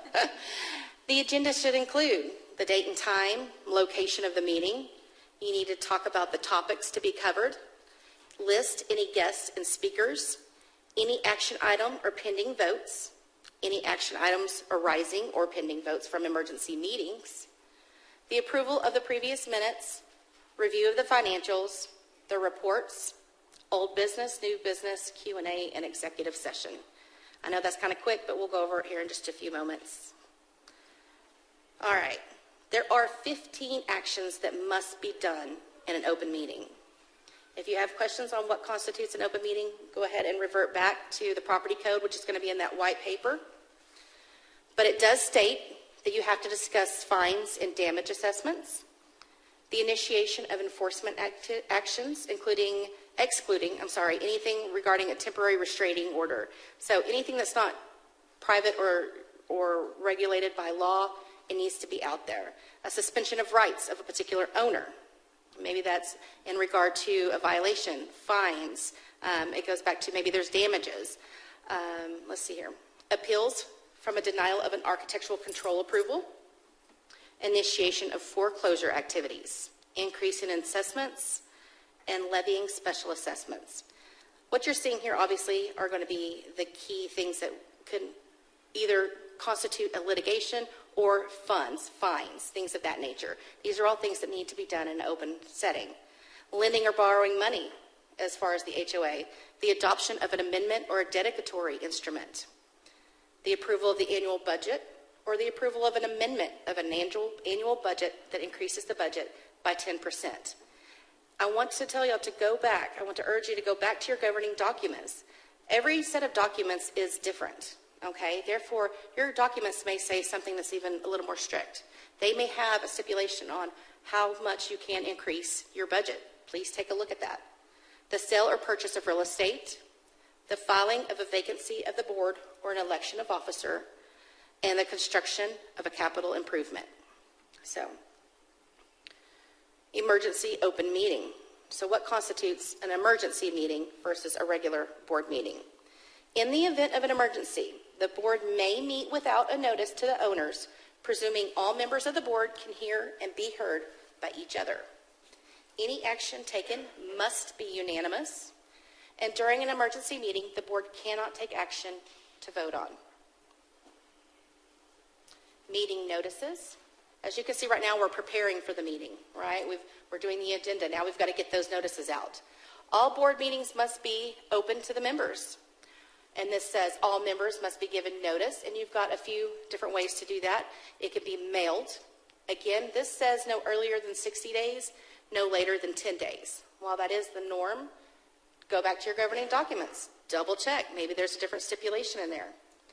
If you go with B, 72 hours notice posted in a crucial location of the community. That's usually going to be somewhere in the common areas, something that everybody has access to. It also says and via email to all owners who have provided their email. And again, it goes back to that 144 hours or the 6 days notice or the 3 days notice. It also says a website posting must be done prior to the meeting and detail what business will be discussed during the meeting during both the regular and executive sessions. Okay, so now it's time for the meeting, right? You're getting set up. You want to consider a neutral location for the meeting. Choose a library. Choose something like this setting right here. Maybe you have a community room. Try to avoid a restaurant unless they have a private room. Again, a lot of it's just due to the setting itself. A lot of it's due to the availability of the alcohol. A lot of it's due to when you're going to discuss something in private, you want to make sure that you have that privacy.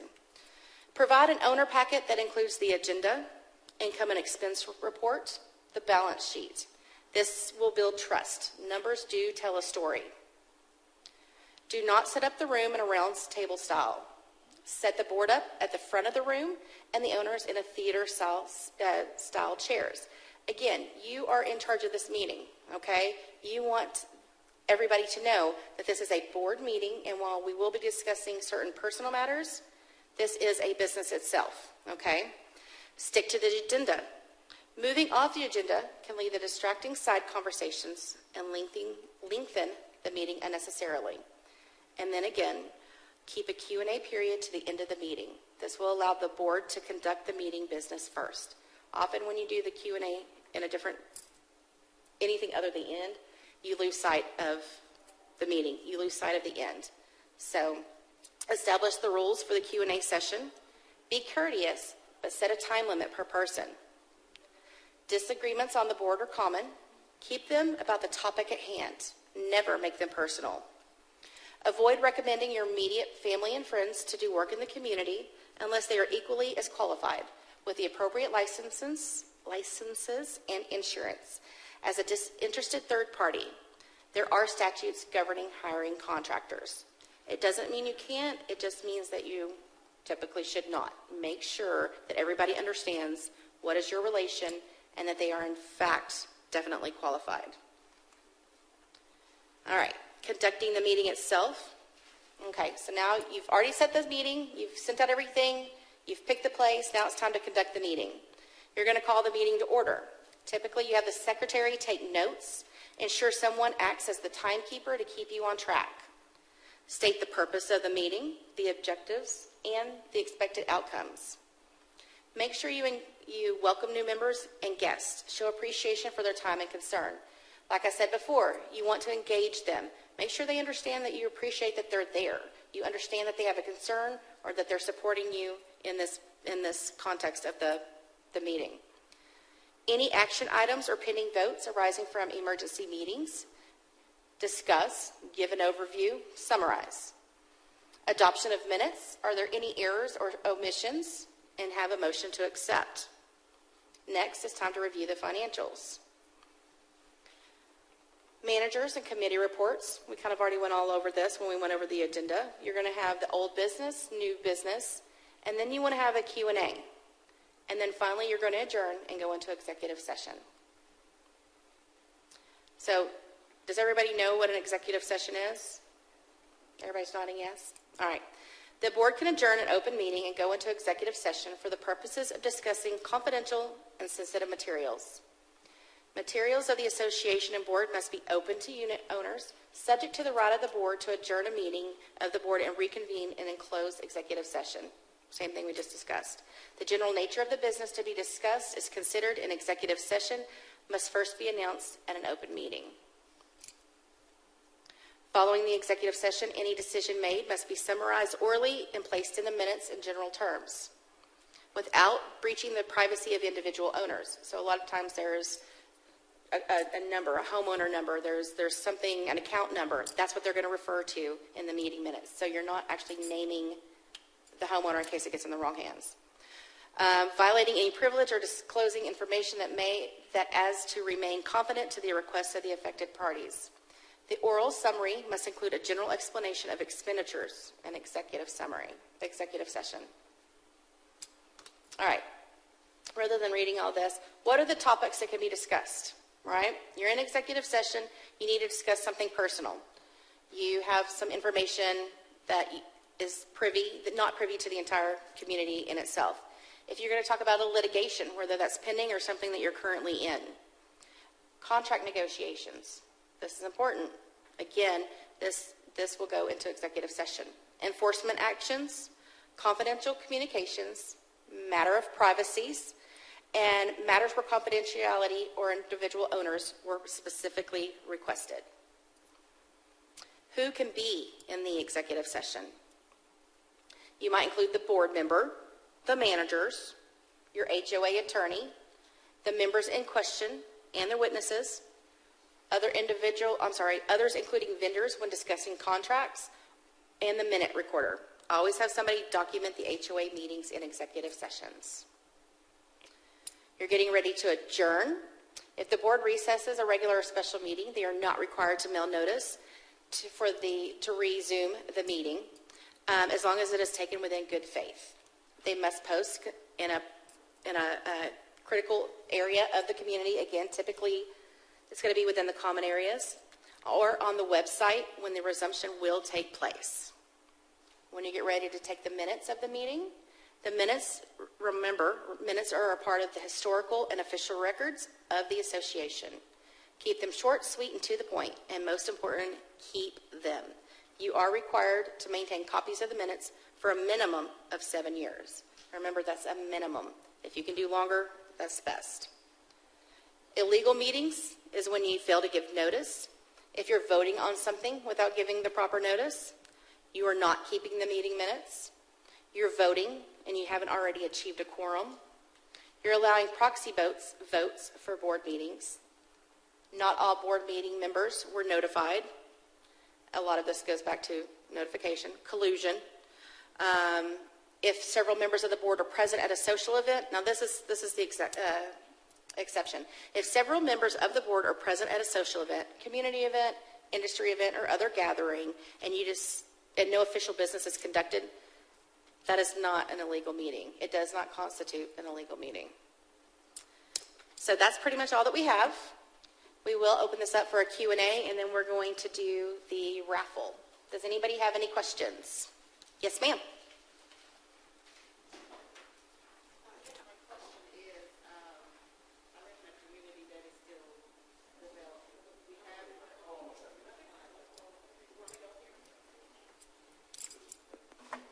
There you go. Okay. So I am in a community where we have no HOA established, but they have our dues. We have paid dues. I don't know what it's for. We don't have a committee. So I'm wondering, how do we get started? I did reach the company, and she sent me some information, and she told me that we wouldn't have a committee or a board or however until the phase is completed, and they've only started on the second phase. So all of this is new to me, so I'm just wondering, where do we start? Okay. So it's still under developer control, I'm guessing, is what I'm hearing? Yes. You're still developing? You're still going to receive a set of governing documents. And so that you want to read through that. I know it's a lot of paperwork, but that's going to be your question and answers right through there. Everything that you're curious about within the HOA should be within those documents. However, you're going to want to reach out to the developer. They should have a management company, and that person's going to be able to help you as well. Go ahead. Hi. The community should still have a budget. So the budget will say how your funds are being spent. And typically when the community is 75% built out, then there should be an election to elect one homeowner to the board of directors. So you do have a board, it's just probably filled by the developer and whoever they appointed on the board. But you're still entitled to have, look at your balance sheet, income statement. You're still entitled to a budget. And if you have any concerns, you are able to talk to the community manager, or you should be able to, and let them know what your concerns are. Sometimes in the developer phase, they will start things like committees, like social committee. They might start doing a shadow board, or a board that at some point will take over. They don't make any decisions, but usually they're entitled to give their opinion to the director, board of directors, sorry. But yeah, there's still an association even if it's not homeowner control. So should I refer my questions to the lady, to the business or whatever you call it, and they can tell me like where the monies are going? 'Cause like Yes, I said, ma'am. you've already, Yes. Yeah. So contact the manager, say you want a copy of the budget, tell her you want a copy of the most recent financials, and then you will be able to see a balance sheet and an income statement. You're entitled to that. Okay, thank you. Do we have any others in the, yes? Hi.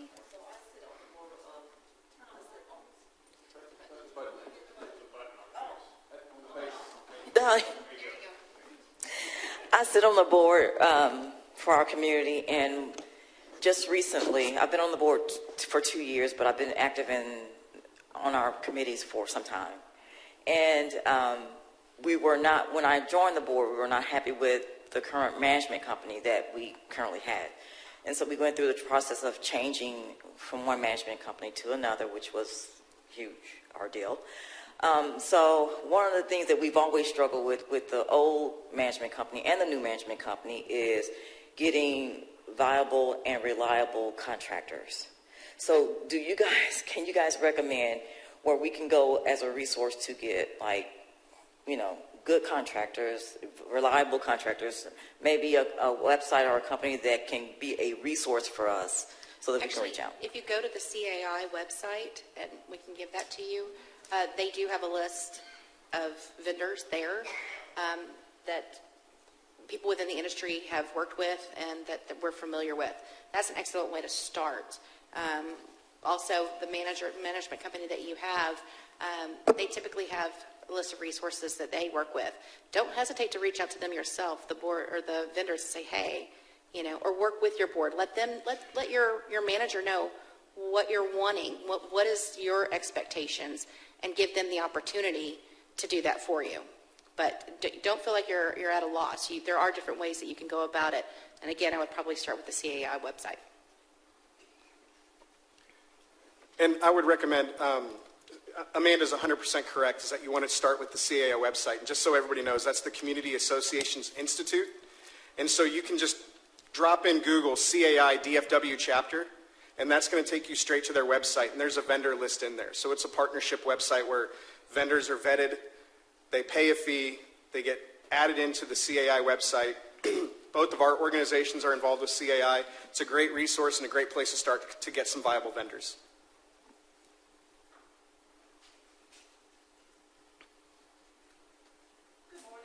Hi. So my question is, with the new, sorry, thought it was still on. So with the new statutes that have been put in place with the most recent litigation in Austin, I understand that there's going to be some new stipulations, but something that I remember seeing is that it would impact communities with 60 or more lots. Now, the question I've had with others is that some think that that is strictly for mandatory HOAs. Is it regardless if it's a mandatory or a voluntary HOA? I'm going to revert to our lawyer here. So typically the provisions in Chapter 209 of the Property Code, which governs single-family homes, deals specifically with mandatory homeowners associations. So there's a provision, I can't quote it off the top of my head, but it basically says if you have governing documents that require homeowners to be part of an association, then that's going to be the group of communities that 209 applies to. It does not apply to voluntary associations. Also, the 60 lot number is really only important, I believe, for the new rule about having to post information on a website, having to post your governing documents on a website. So I'll go through the legislative update. Most of it applies regardless of size if you're a mandatory association, but there are some that have lot cutoffs. Okay, thank you. Okay, so now, because y'all, oh, you got another question? Come on up. Sorry about that. Thank you. Yes, ma'am. Thank you for this presentation. We're in a HOA that has some save and accept properties in our neighborhood, and we just want to know, what does that mean? Initially, well, basically what we've been told over the years, we're like almost 30 years old, over the years, is that those properties do not have to pay dues. But just recently, some of the save and accept properties, save and accept is a terminology. They're saying that they can be a part of our HOA and not pay dues and serve on the board, but they are part of that save and accept property. So what does that actually mean? Do we have to, we can't find any written documents that explains that, but it is in the CC&R. And so do we have to continue forever allowing people not to pay dues, but receive the benefit of us maintaining the property, common areas? Can you help me with that? Yeah, so it's going to depend pretty heavily on your specific governing documents. So I definitely recommend reaching out to, if your community has an attorney that you work with, or the CAI website. I mean, our firm represents communities, but there are several in the area. I think the CAI website would include that information as well. I've seen governing documents that exempt certain properties from assessments that still allow them to be part of the association, but it typically, I mean, the ones that I've seen in the past have mainly, that exception sort of goes away when the developer period's over. But your documents could provide something different, and it's possible that the deed for those specific properties says something different. So I definitely recommend reaching out to an attorney who can kind of dive into that, because it's not going to be the same answer from community to community. Thank you.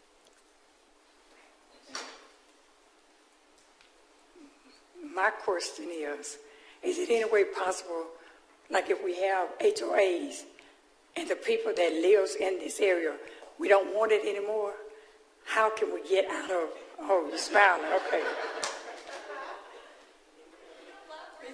I mean, you smile like you said, yeah, but okay, I would like to know, is it possible, and what do we have to do to make it be like that? Number one, I've been living over here maybe 3 years or whatever when they first built the house behind Walmart. And there's nothing we do. We don't have anything for the kids. We don't have a park for the kids. We don't have nothing.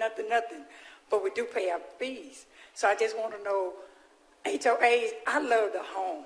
The house that I got, it was already built. It was on the hill. I just loved it. So I want the house. I didn't care what. And my husband didn't change his mind. But he don't like the rules, and so many others as well. We just happen to be, I think it's a small community. But we don't like it. They don't like it. I don't like it. Because I don't see nothing I'm getting forward. Besides, I know I pay my fees. But I don't know what are we getting out of the money that we're putting in. Just help me with that, and I'll maybe understand better. It is possible, but it's extremely unlikely. In 25 years, I personally haven't seen it done. If you go to your governing documents, I know I keep going back to that, but everything pertaining to your HOA is going to be in there. It'll talk about, most likely, what it would take to eliminate it, but it's not a clear-cut answer. But just to be completely honest, it's really unlikely. Is it a book that y'all gave us when we moved in the house, or when we you got move the in. house? Did they give us a book? Oh, she was probably there before they got there. You can I'm really curious request about a copy of that from the town company. Absolutely. See, there's a lot of people out here. They can help. We can Yes, help each ma'am. other out. Yes, 'Cause that's the ma'am. only thing I want is the right help. I don't mind going by rules and regulations because I've been doing it all my life, so I'm used to it. But some things sometimes can be like, why are you complaining? What's going on? and we really don't know everything that's going on like we should, and we don't have no way. I guess since we've had this big thing, we've been locked down so long, we've been in prison so long, and our homes can't do so much till we don't have that communication as well as maybe we will soon as we get a little better. I'll be honest, Thank if you. there's something that you're not comfortable with or you don't understand, definitely ask the question. If there's something that you don't like, now HOA isn't for everybody, okay? But if there's something that you feel like you can make a change that you want to know, or just volunteer. That is the quickest way to get an idea of what's actually happening within your community. Once you see the other side, you understand kind of why the decisions are made, and you also have the ability to impact those decisions. So first I would go to the governing documents, like we said, just read through those, and that's going to be a wealth of knowledge. But also go to those other people and say, hey, I want to get involved. I want to make a change, and find out how you go about doing that. And that's going to be the quickest way to impact your specific home and your experience with your neighbors.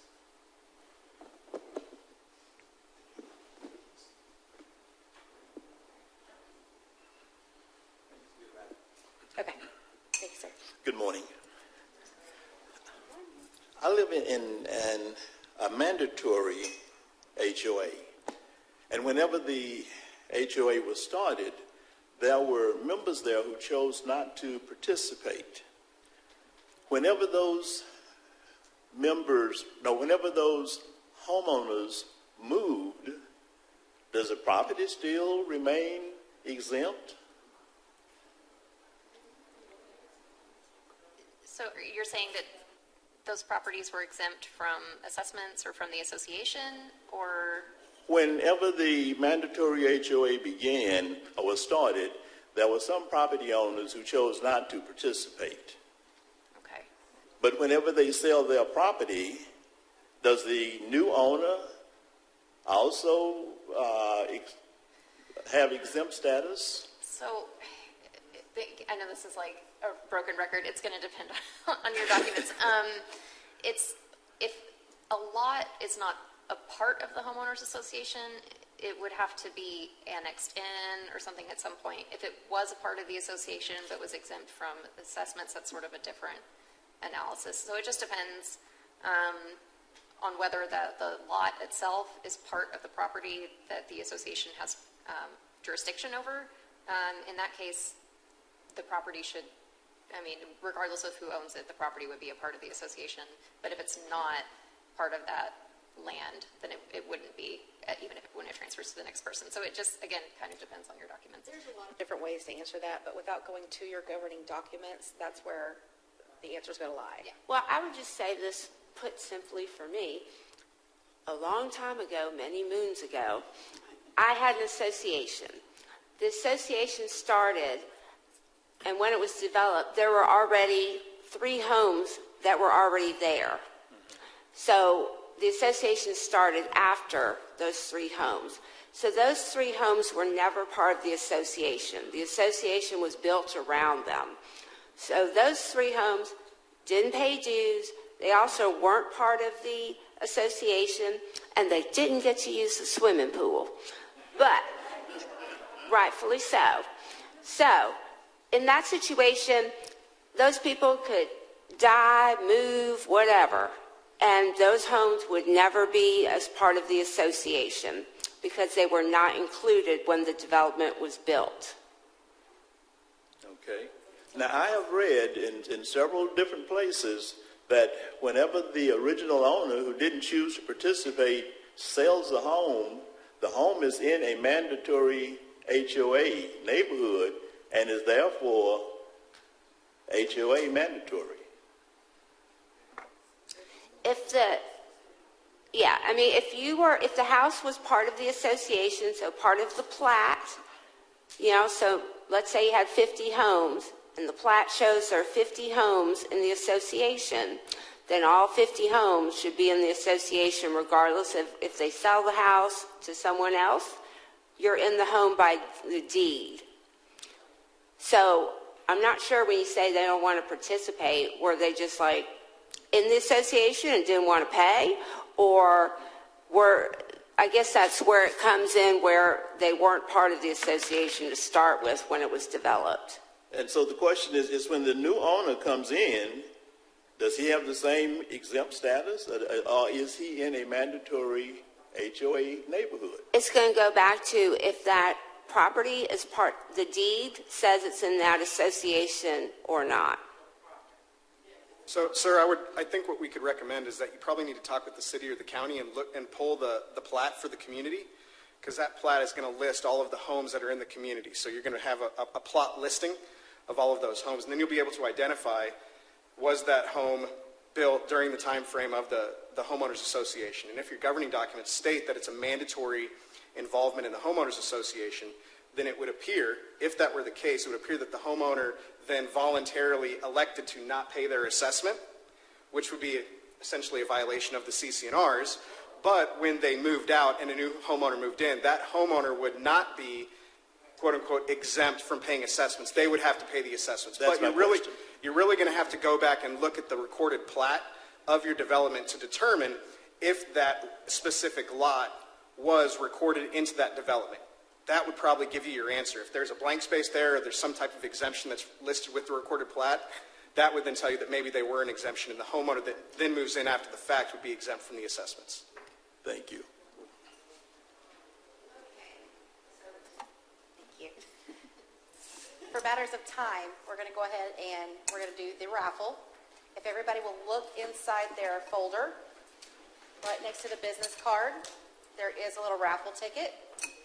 And if you are a winner after this meeting, I will bring you your gift card. Dun, dun, dun, dun. All right, 657173. Anybody? Winner, chicken dinner? Is there somebody up here? No.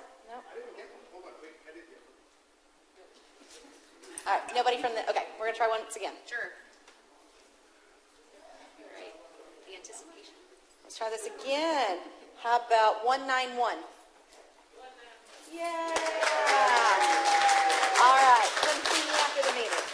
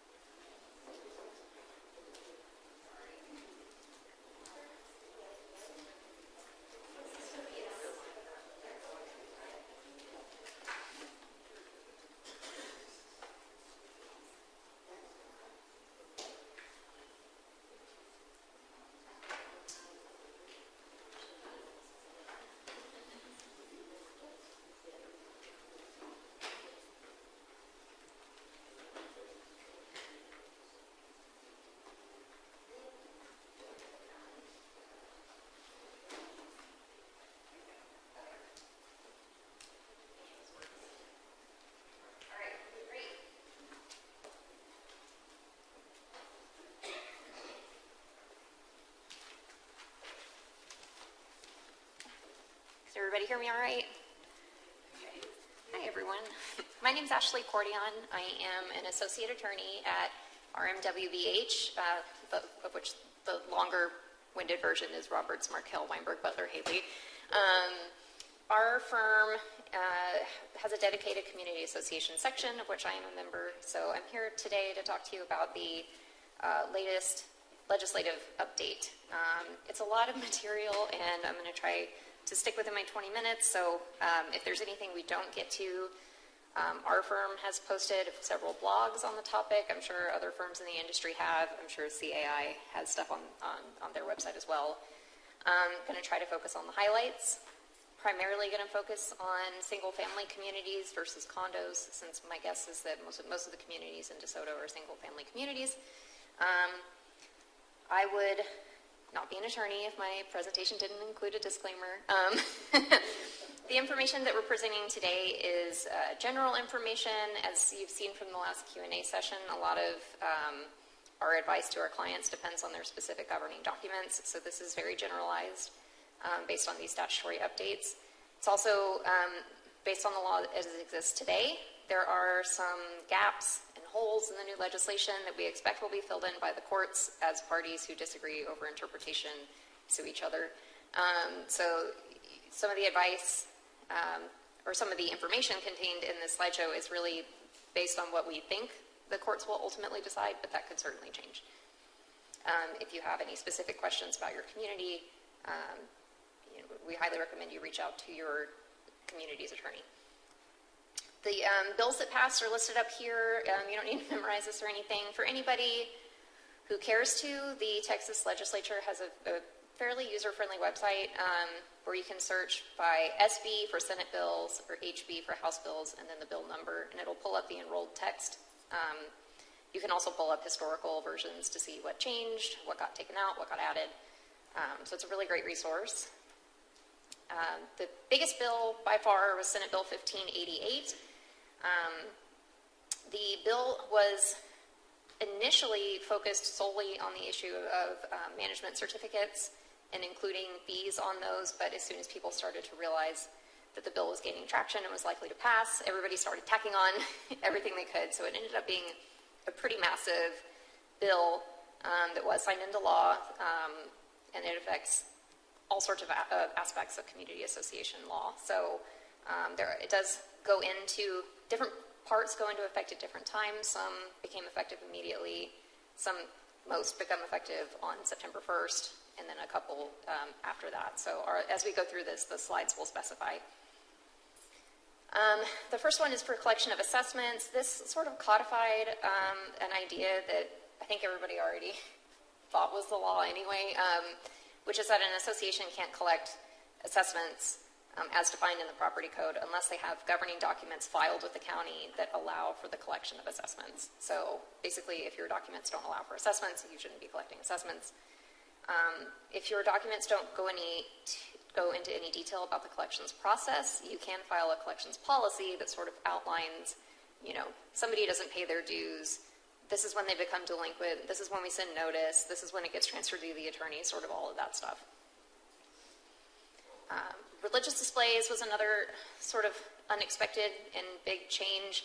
Previously, Chapter 202 of the Property Code limited an association's ability to restrict the display of religious items, but it also said that a POA could say that the religious item has to be on the owner's door, and they were allowed to limit the size to 25 square inches.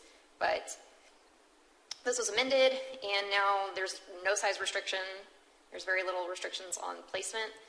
And an important thing to note about 202 is 202 doesn't really create any rules that homeowners have to follow. What it does is it says, this is the limit of the association's ability to restrict. So on this next slide, we'll see the extent to which an association can regulate religious displays, but you have to have a governing document that allows this. So this says what your governing document can say, but if you want to enforce these exceptions, then you do have to have like a policy or a governing document on file. So if the item threatens public health or safety, violates the law, contains graphics or language that are offensive, which is, of course, a very subjective concept. So really, it's going to be, is it offensive to the average passerby for reasons other than its religious content? And you can also prohibit installation of these items on areas that are owned or maintained by the association, or any location that violates applicable building setbacks, easements, or other sort of ideas that would restrict where you can place something on your lot. And you also can't attach them to traffic control devices, lamps, fire hydrants, or utility poles.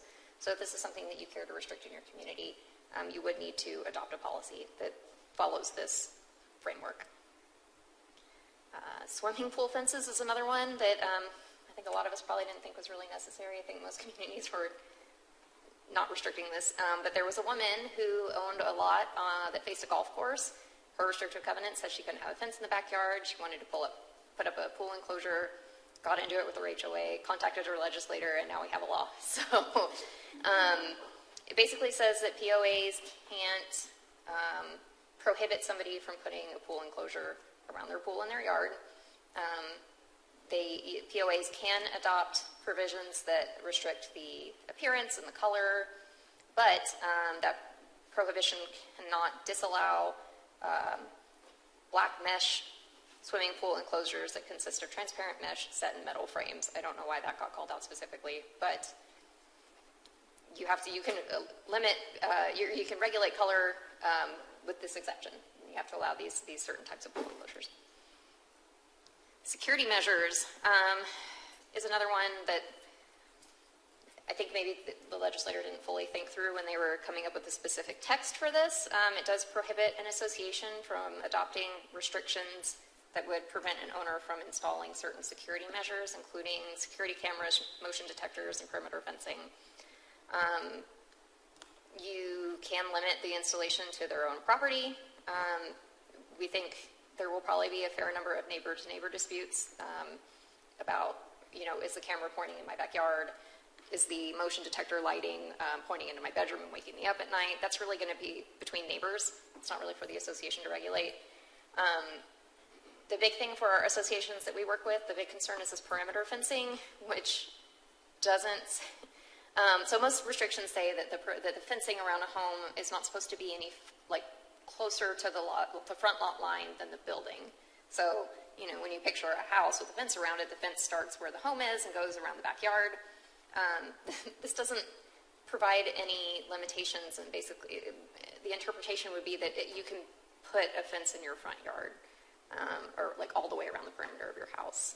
We think that was probably not the intent, but it is the result. You are allowed to regulate the type of fencing, but type is not defined anywhere. We're taking the approach that it includes color, material, and height, but really any of that is subject to challenge, and we don't know what a court would say because the statute doesn't say. If you want to regulate front yard fencing or these other issues and your governing documents don't address them, you would want some sort of security measures policy on file. Resale certificates are another issue. Is everybody familiar with what a resale certificate is? Okay. So resale certificates are incredibly important, particularly for preserving your rights as an association if you have an owner who's delinquent or has an active deed restriction violation and is trying to sell their home. It's also important for the realtors because, when they have a client purchasing a home, the resale certificate can sometimes hold up closing.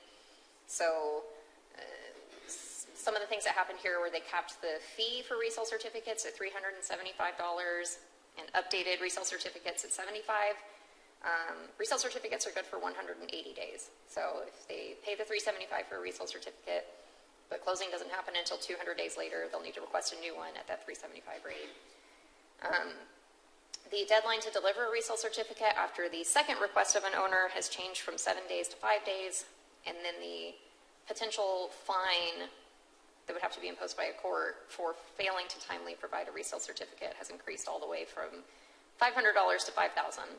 So if untimely provision of resale certificates was this serious issue that warranted a tenfold increase in the penalty, I was unaware of that, but somebody cared a lot about it because I'm here talking to you about it today. So that is something to keep up with. If you have a management company, they typically handle the resale certificate process, so as a board, you shouldn't need to worry too much about it. This is the provision that we were discussing earlier where there's a 60-lot cutoff, although it's not that simple. Nothing's ever that simple with these statutes. Basically, if you have 60 lots or more, or if you are managed by a management company, even if you have fewer than 60 lots, you have to make your current versions of your dedicatory instruments available on a website. The website has to be listed on your management certificate. The legislature took out the language a publicly accessible website before the bill was passed. Right now it just says an internet website. But to the extent you can make those available to the public, that's probably best. These are all available in the public record on the county database anyway, so that is an important one to keep in mind. If you have 60 lots or more, or if you're managed by a management company, you'll need to post your dedicatory instruments on a website. That's effective on September 1st. The definition of management company has changed to basically include a person or entity who provides management or administrative services to an association. This is important because a lot of our communities are larger. Master plan communities might have like an in-house management, the general manager who works on site and is employed directly by the association. That is now included in the definition of management company. TREC filings, Texas Real Estate Commission. This was really pushed for by realtors. This is going to require that management certificates, which you already have to file with the county, also be filed with TREC. Unfortunately, TREC pushed really hard for this before they actually had a way for people to file management certificates. So they're supposed to have a system set up by December 1st, and then you would have until June 1st of 2022 to file those. The management certificate has to include the declaration amendments, or the declaration and any amendments or supplements thereto, and the recording information for that. We used to, our firm at least, used to include any sort of recorded dedicatory instruments. We used to include policies, bylaws, rules, but the language now specifically says declaration and declaration amendments. So we're sticking to that. You'll also have to include a phone number and email address for the managing agent of the association, the website where the dedicatory instruments can be found if that applies to your community, and the amount and description of transfer fees. So that's going to include the transfer fee.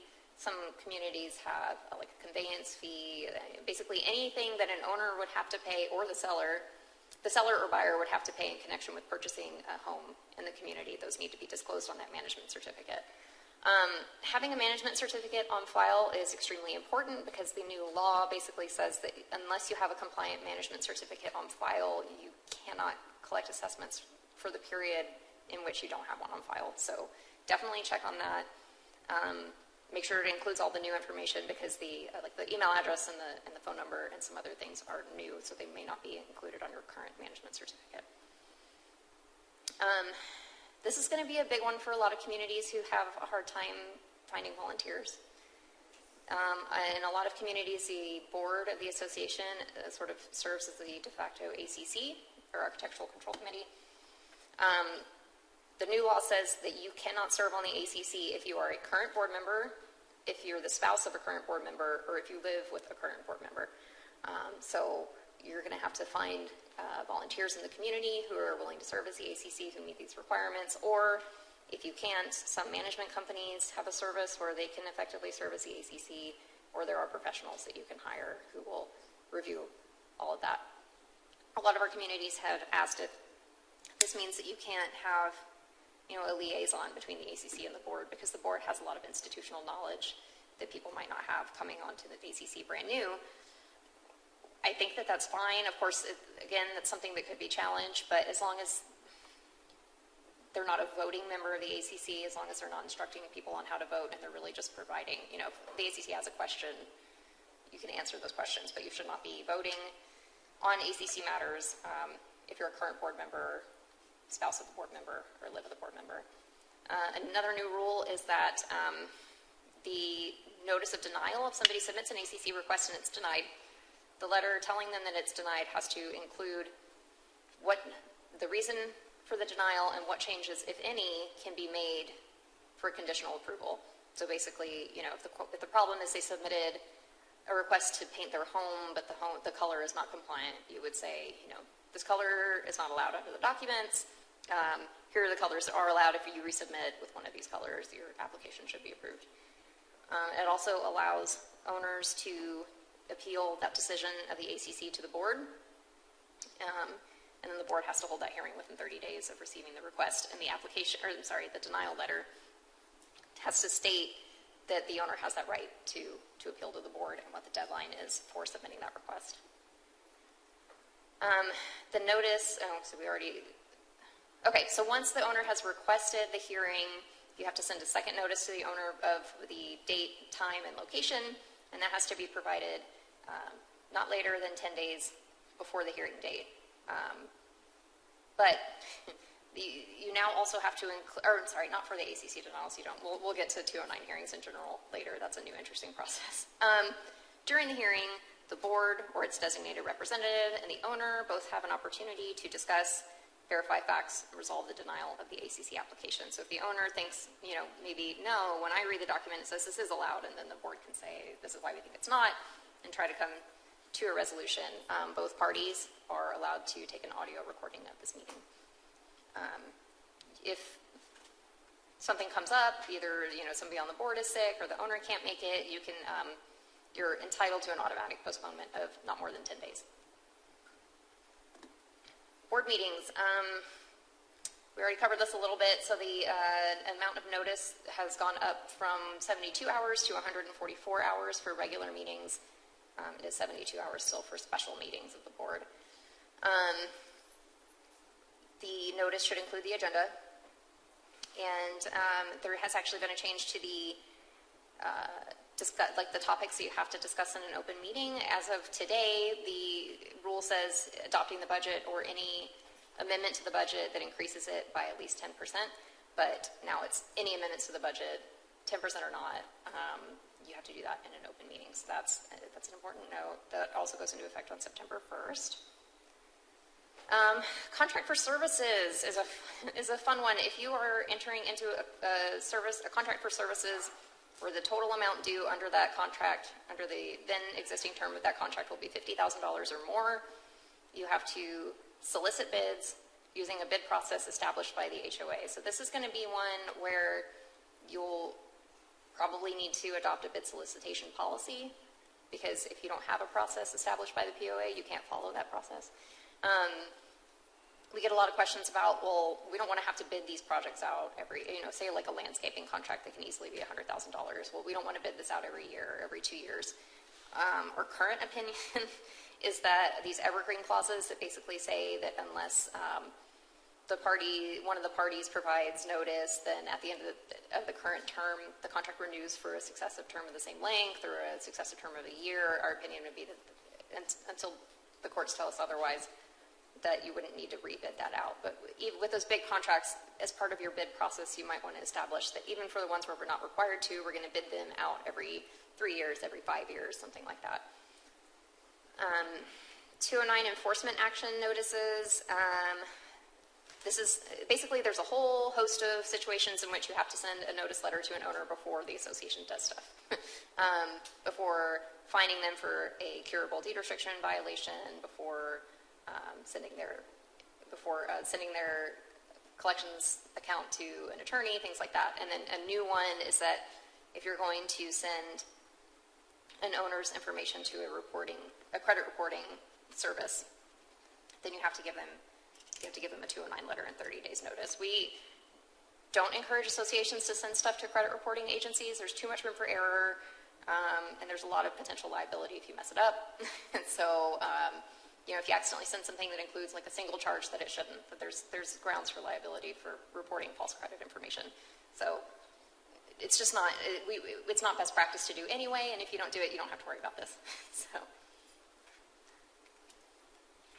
the delinquency notice has increased from 30 days to 45 days. So you have to allow 45 days for an owner to cure delinquency before further collection action is taken. This is another one where maybe they were a little short-sighted because the legislature didn't update that you only have to give them 30 days to request a hearing, but 45 days before you can do anything else. So if you want to make those match, you can, but you just make sure that before you pass it on to an attorney's office or anything like that, or start fining or tacking on interest and stuff, you want to give them that 45-day period. Credit reporting again.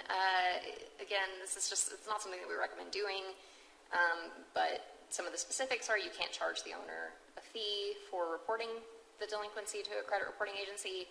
You have to give 30 days notice and allow them a hearing to object, and then also you have to offer a payment plan before you can report them. 209 hearings. So 209, Chapter 209 basically requires associations to provide owners with an opportunity for a hearing before the board in a number of circumstances. Our approach in the past used to be that this is more of a collaborative meeting where the owner is given an opportunity to say their side of the story and any information that they think the board should hear, and the board really just listens and then makes a decision after the fact. the new rules really turn this into like a mini trial, and it's unfortunate because I think it's going to make these more hostile. But essentially, at least 10 days before the hearing, the association has to deliver a packet of information to the homeowner that includes photos, documents, communications, anything that the association believes supports their position and that they intend to introduce at the hearing. If it's not provided, the owner gets a 15-day postponement. And then during the hearing, the board presents its case first. So say it's a deed restriction violation, you would say, these are the provisions of the governing documents that we believe you violated. These are the photographs that show. This is where you've been given notice. And after the association has made its case, the owner is entitled to present their side of the story. This is effective on September 1st. It does not provide a lot of framework for the process of the actual meeting, so we do recommend a 209 hearing policy that kind of lays all this out because it would be easy for somebody to miss. So we do recommend making sure that that's written down somewhere and that you're following this process. Especially if you think that something's going to escalate to litigation. You really don't want any technical errors leading up to that point. SB 6 is sort of a strange one. It relates specifically to pandemic liability. It basically addresses when an individual or entity can or cannot be held liable for potentially exposing somebody to a pandemic disease. We all know what they're talking about. It has some interesting language about basically limiting liability for an entity. So, I know a lot of associations were worried at the height of the pandemic and even now about, well, what if we open our gym or we open our pool and somebody gets sick and they said they were exposed? This new law basically says that if the association has been following CDC guidance or, by doing things like posting signs, urging people to continue wearing masks and practice social distancing, and actively warned people of the potential of exposure. So by saying something like, the lawyer signage, like by entering this facility, you may be exposed to COVID-19, that if somebody sues you for exposure, that you've basically mitigated that liability. So having a policy on file, and I have a list of action items I can leave that people can grab on the way out, because I know I've mentioned like 6 different policies associations should have, but if you can have one that basically, says the association's position,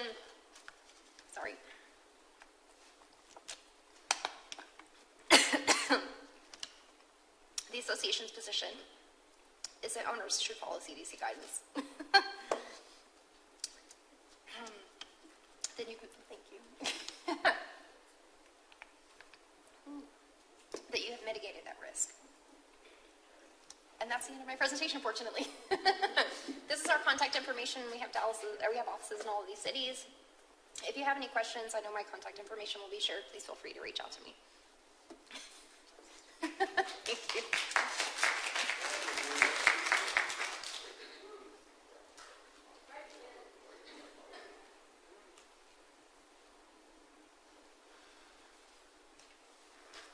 So while Alyssa's getting her presentation set up, obviously this is really important information that Ashley just went through. So I think all of us would recommend that you should reach out to your management company and confirm that they are meeting the updated guidelines.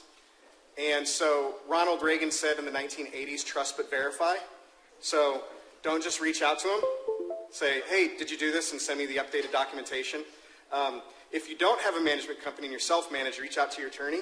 And if you're self-managed and you don't have an attorney, go talk to Ashley immediately and talk to Amanda or myself about, kind of mitigating some of those issues.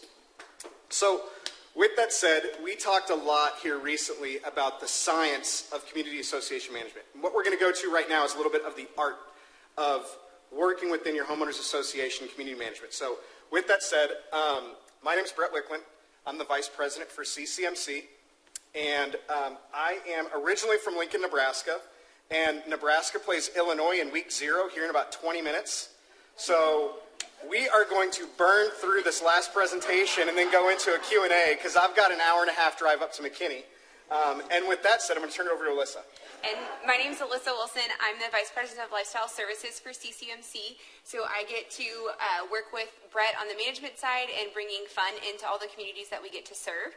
So our biggest purpose is that we're bringing community together. In order to get all of these amazing volunteers to serve on your board and on your advisory committee, they need to be engaged. They need to have a personal investment to where we live. So before we get started, we told you one little fact about us. We need to know two things about you guys. So because I don't know your name, the lady in the black hat in the front, you said you wanted to get rid of us, so I'm immediately going to call on you.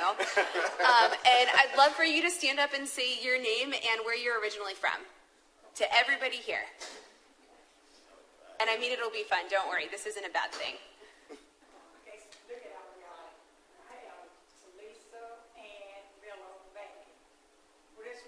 Where are you from? What's your hometown? I guess the PC answer. Where's your hometown? Hometown is Dallas, Texas. Born and raised in Dallas. I like that. I like that. That's perfect. That was a perfect answer. Who else is from Dallas?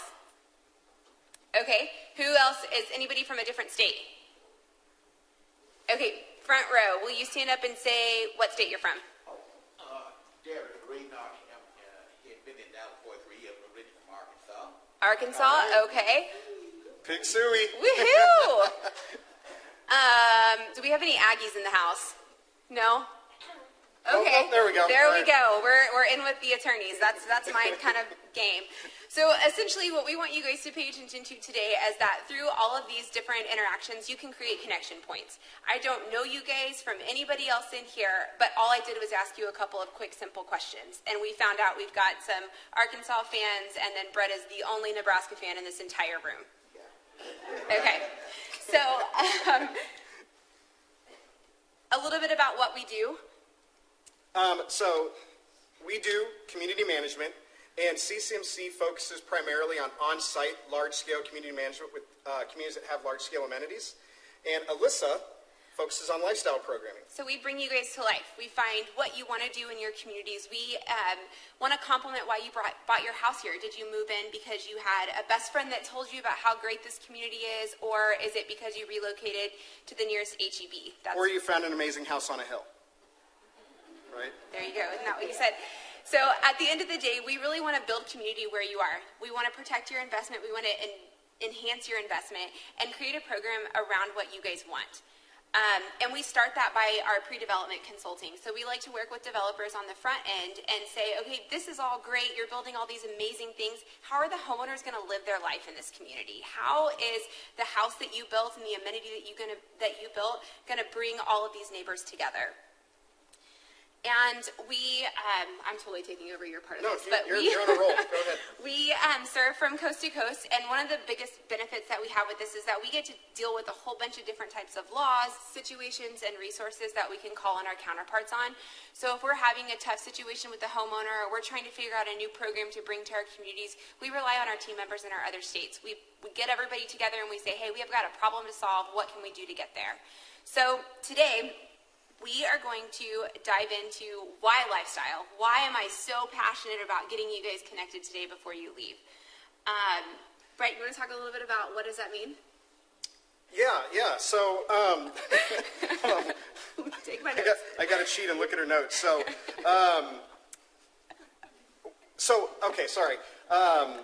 So one thing that a homeowners association's ultimate responsibility for is maintaining, preserving, and enhancing the property values of the community that you're in. So every single person in this room has the availability to increase your property value by increasing engagement within your community.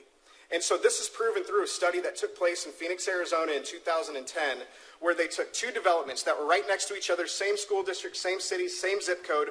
One community activated their common areas, activated their amenities, and installed lifestyle programming throughout the community. The neighboring community did not. When the study went in and looked at the property values of those 2 communities, the community that installed lifestyle programming had a 9% higher resale value than the community next to it. So, each one of you in this room have the availability to increase your property value and the property value of your neighbor's home by simply instituting lifestyle programming and creating a better place to live. So that's what we want to provide to you guys today, is some simple ways that you can improve the property values of your home. So we've sold you. You think this is great. You understand why you need lifestyle, but now we want to teach you how to get it there. So we're going to cover 3 different easy elements, because everybody can count to 3, right? 1, 2, 3. Do it with me. 1, 2, 3. Okay, so we're going to cover communications, transparent and effective. We're going to cover purposeful events, purposeful programming, and then we're going to cover creating an active volunteer base. So communications, we feel like the perfect formula. I don't do math with numbers, I do math with words and expressions. So it's effective plus transparent equals engagement.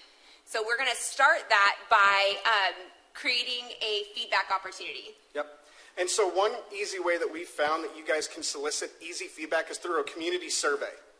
And this is not a community survey just about lifestyle, about, you know, what type of events do you want to see in the community, but it's a survey about the operations of the community. How's the landscape going? What do you think is important from a financial perspective? How's the community being managed from a a management support system or through the board of directors? This is an easy and effective way to gain information from your fellow homeowners and from your board members, and doing so in a very transparent way. Once you've done that and you've gathered that information, and again, for those of you that have a management company, it's working with your management company to distribute this specific survey that you want to have go out to your entire community. What you guys could then do is conduct what's called a SWOT analysis. Is anybody in the room familiar with the acronym SWOT stands for? Yes, ma'am. All right, great. We got several people. But what it stands for is strengths, weaknesses, opportunities, and threats. And this is a management tool that companies can utilize to determine and set specific goals or strategic planning initiatives for their company. So what we would do is you guys would then solicit the feedback, receive it, and then you would review it. Through that feedback and your own opinions, you would determine what the strengths of the association are, what the strengths of the board of directors are. Then you would identify weaknesses based off the content that you received from the homeowners, opportunities for improvement based off that information, and then threats to your community. Once that's conducted, you guys would then set your strategic planning initiatives or your goals along with your measured results and implement that moving forward. What's important, though, also is to communicate this to the homeowners. And Alyssa's going to talk a little bit more about that. Yeah, so first, who can tell me their most favorite event that they've ever attended in their entire life? Favorite event? Halloween party. Halloween party? I like it. Okay, what did you love about your Halloween party? Gave us a chance to dress up, be somebody different, get to know our neighbors. Love it. So what we're trying to evoke is that feeling. Within every community association, there's a specific feeling, a brand, a communication style, and that's what you guys want to represent. So we recommend once you pull all this data and you're communicating it back to homeowners, you're telling them, okay, we've got your input. Here's the way that we're going to start making this happen in your community. Within that strategic plan, we definitely recommend you outlining what platforms you're going to communicate.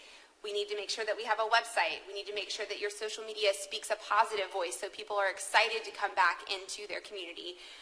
We recommend having some sort of email communication platform so that you can easily, in real time, get information out to your homeowners. The biggest reason that we really encourage strategic plans for communications is that the entire board speaks with the same voice. And so we want to make sure that that is felt throughout everything. Creating a consistent content calendar. Residents want to know what's going on. The reason why you're here today is you want to know where your finances are going. How are you spending my money that I'm automatically depositing into your account every single month, right? It's the easy question. So at the end of the day, we're going to make sure that we're communicating that 2 to 3 months out before your dues are increased. So you understand why they're increased, where they're going, how they're being spent, and you've got a trust with your association team. And then on top of that, like all of these policies that are actually part of law, we also need some specific policies that relate to content on your website, how you guys are going to engage on social media, how you're going to solve problems, how you're going to handle things that might come up. And so we recommend putting together a message board policy, a website policy, a social media policy that can help enforce this message. So just a real quick overview, some examples. We have a website up at the top that was created for residents, still under declarant control, but what we wanted to do was be very transparent on budget, on CC&Rs. We made them readily available, easily available to read. We pulled residents in to make sure that we were getting the content that they wanted to hear, and then we also translated that same branding into their e-communications. And then additionally, this bottom one is an actual slide from a homeowner's presentation for an annual meeting. I don't know how many of you guys go to annual meetings and you're super excited to go to an annual meeting. We consider a successful annual meeting communities that have over 200 people attend them. Wouldn't that be awesome if you could have a lot of people engaged coming to your annual meeting? So we do that by telling them exactly where their money is going, telling them how to communicate for extra questions. So now that we're communicating clearly, we're going to dive into purposeful programming. And so this is simple. It's 3 steps. You build out an event calendar. Most people can resonate with holidays. Everybody looks at the same calendar. If there's not a holiday for them, you can go to the national holiday calendar and come up with Banana Split Day or National Good Neighbor Day. There's something that everybody can resonate with. So we've got our 12, basically an event a month over the course of the year. And then we start to build in smart partnerships. And so there are several community associations throughout DFW that do not have a single dollar to spend on lifestyle events or anything of that nature.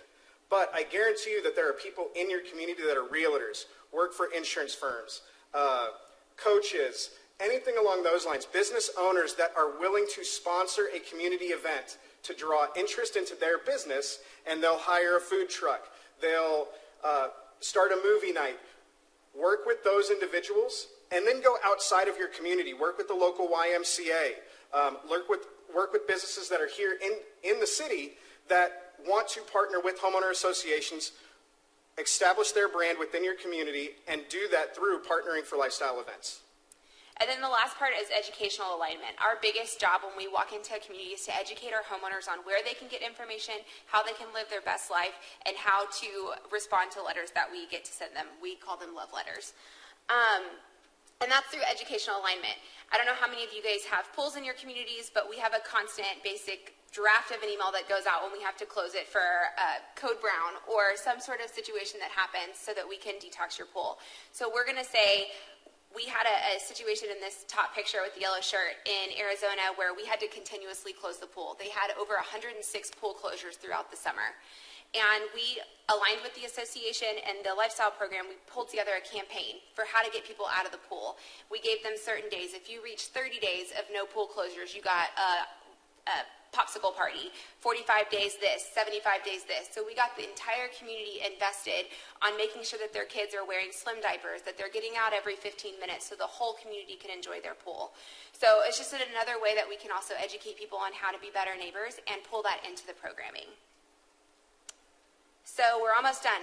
Last thing, we've got these great, easy, clear, transparent communications. We've got a purposeful program calendar, and then we're bringing everybody in. We don't want you to be scared to ask for volunteers. Most people come into a position with the association with a hidden agenda, and we want the agenda all on the table. You tell me what you're unhappy with the association, and we're going to work to figure out a solution.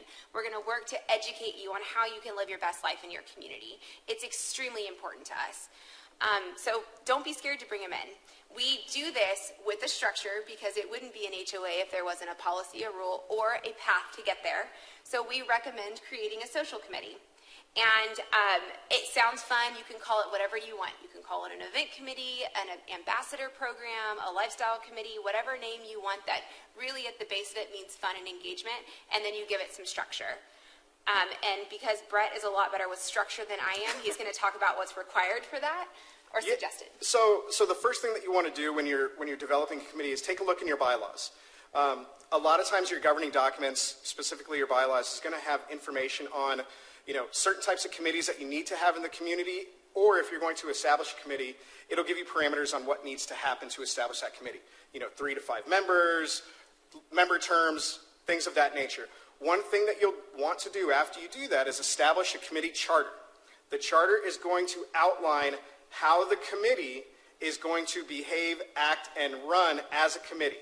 So what we'll put, the information that you have in there is you're going to have monthly board meetings. You may have to adopt a budget at the end of the year, etc. So that'll be the primary thing that you want to do after you review your governing documents is to establish a committee charter. And the reason why that is so important is because those 5 people are representatives of all your neighbors, and they know 5 people, and those 5 people know 5 people. So when you're really truly looking for an active and engaged community, it's not going to come from your management company saying, pay your dues or else. It's going to be, come out to this holiday event, get to know your neighbors, and at the end of the day, you can see where your money's going because you know how to ask the right questions. So make sure that by bringing them in and encouraging people to get involved, that's how you create engagement.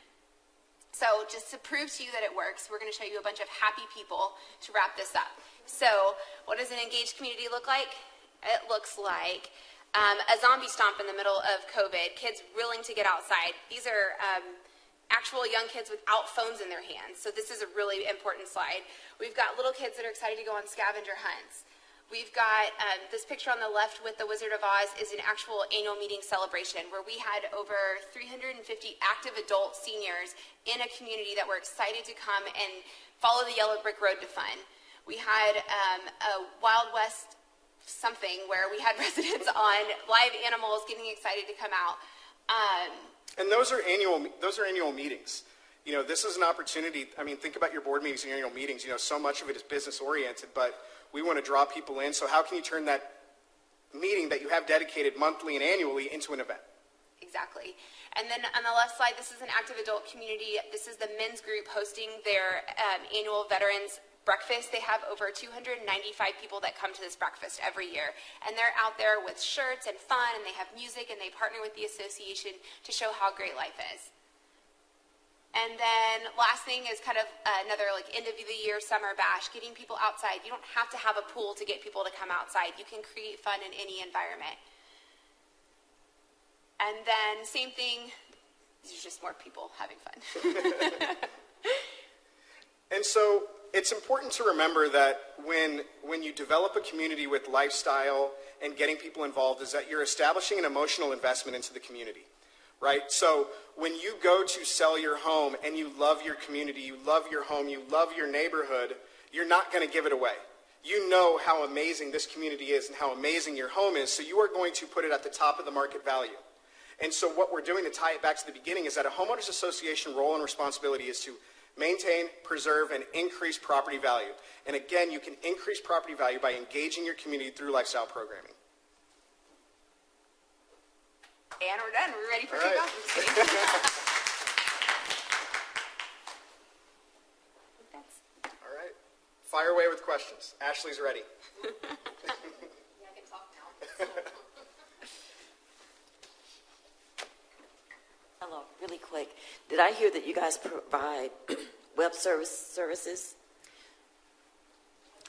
We are not a website provider. However, we work with several different website providers, and we make the best decision based on the funds and the needs of the community.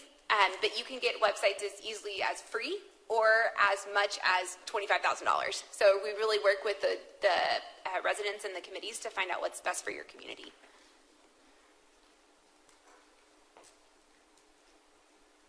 Any other questions? All right. Thank you all very much.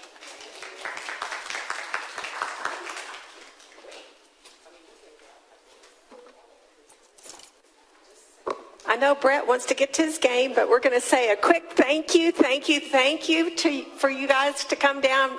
Amazing information. It lives on our Facebook page and website, so we really appreciate you. Thanks a bunch. And thank you to everyone who came out today. You have our contact information here with the city. You can always call the Action Center if you need help. And if they're not able to resolve your issues, you can call the city manager's office directly. I've given out my business card to several people, but you can also email. Y'all have a good day. Oh, for anybody who wanted a copy of the action items, I'm going to put them on this front table.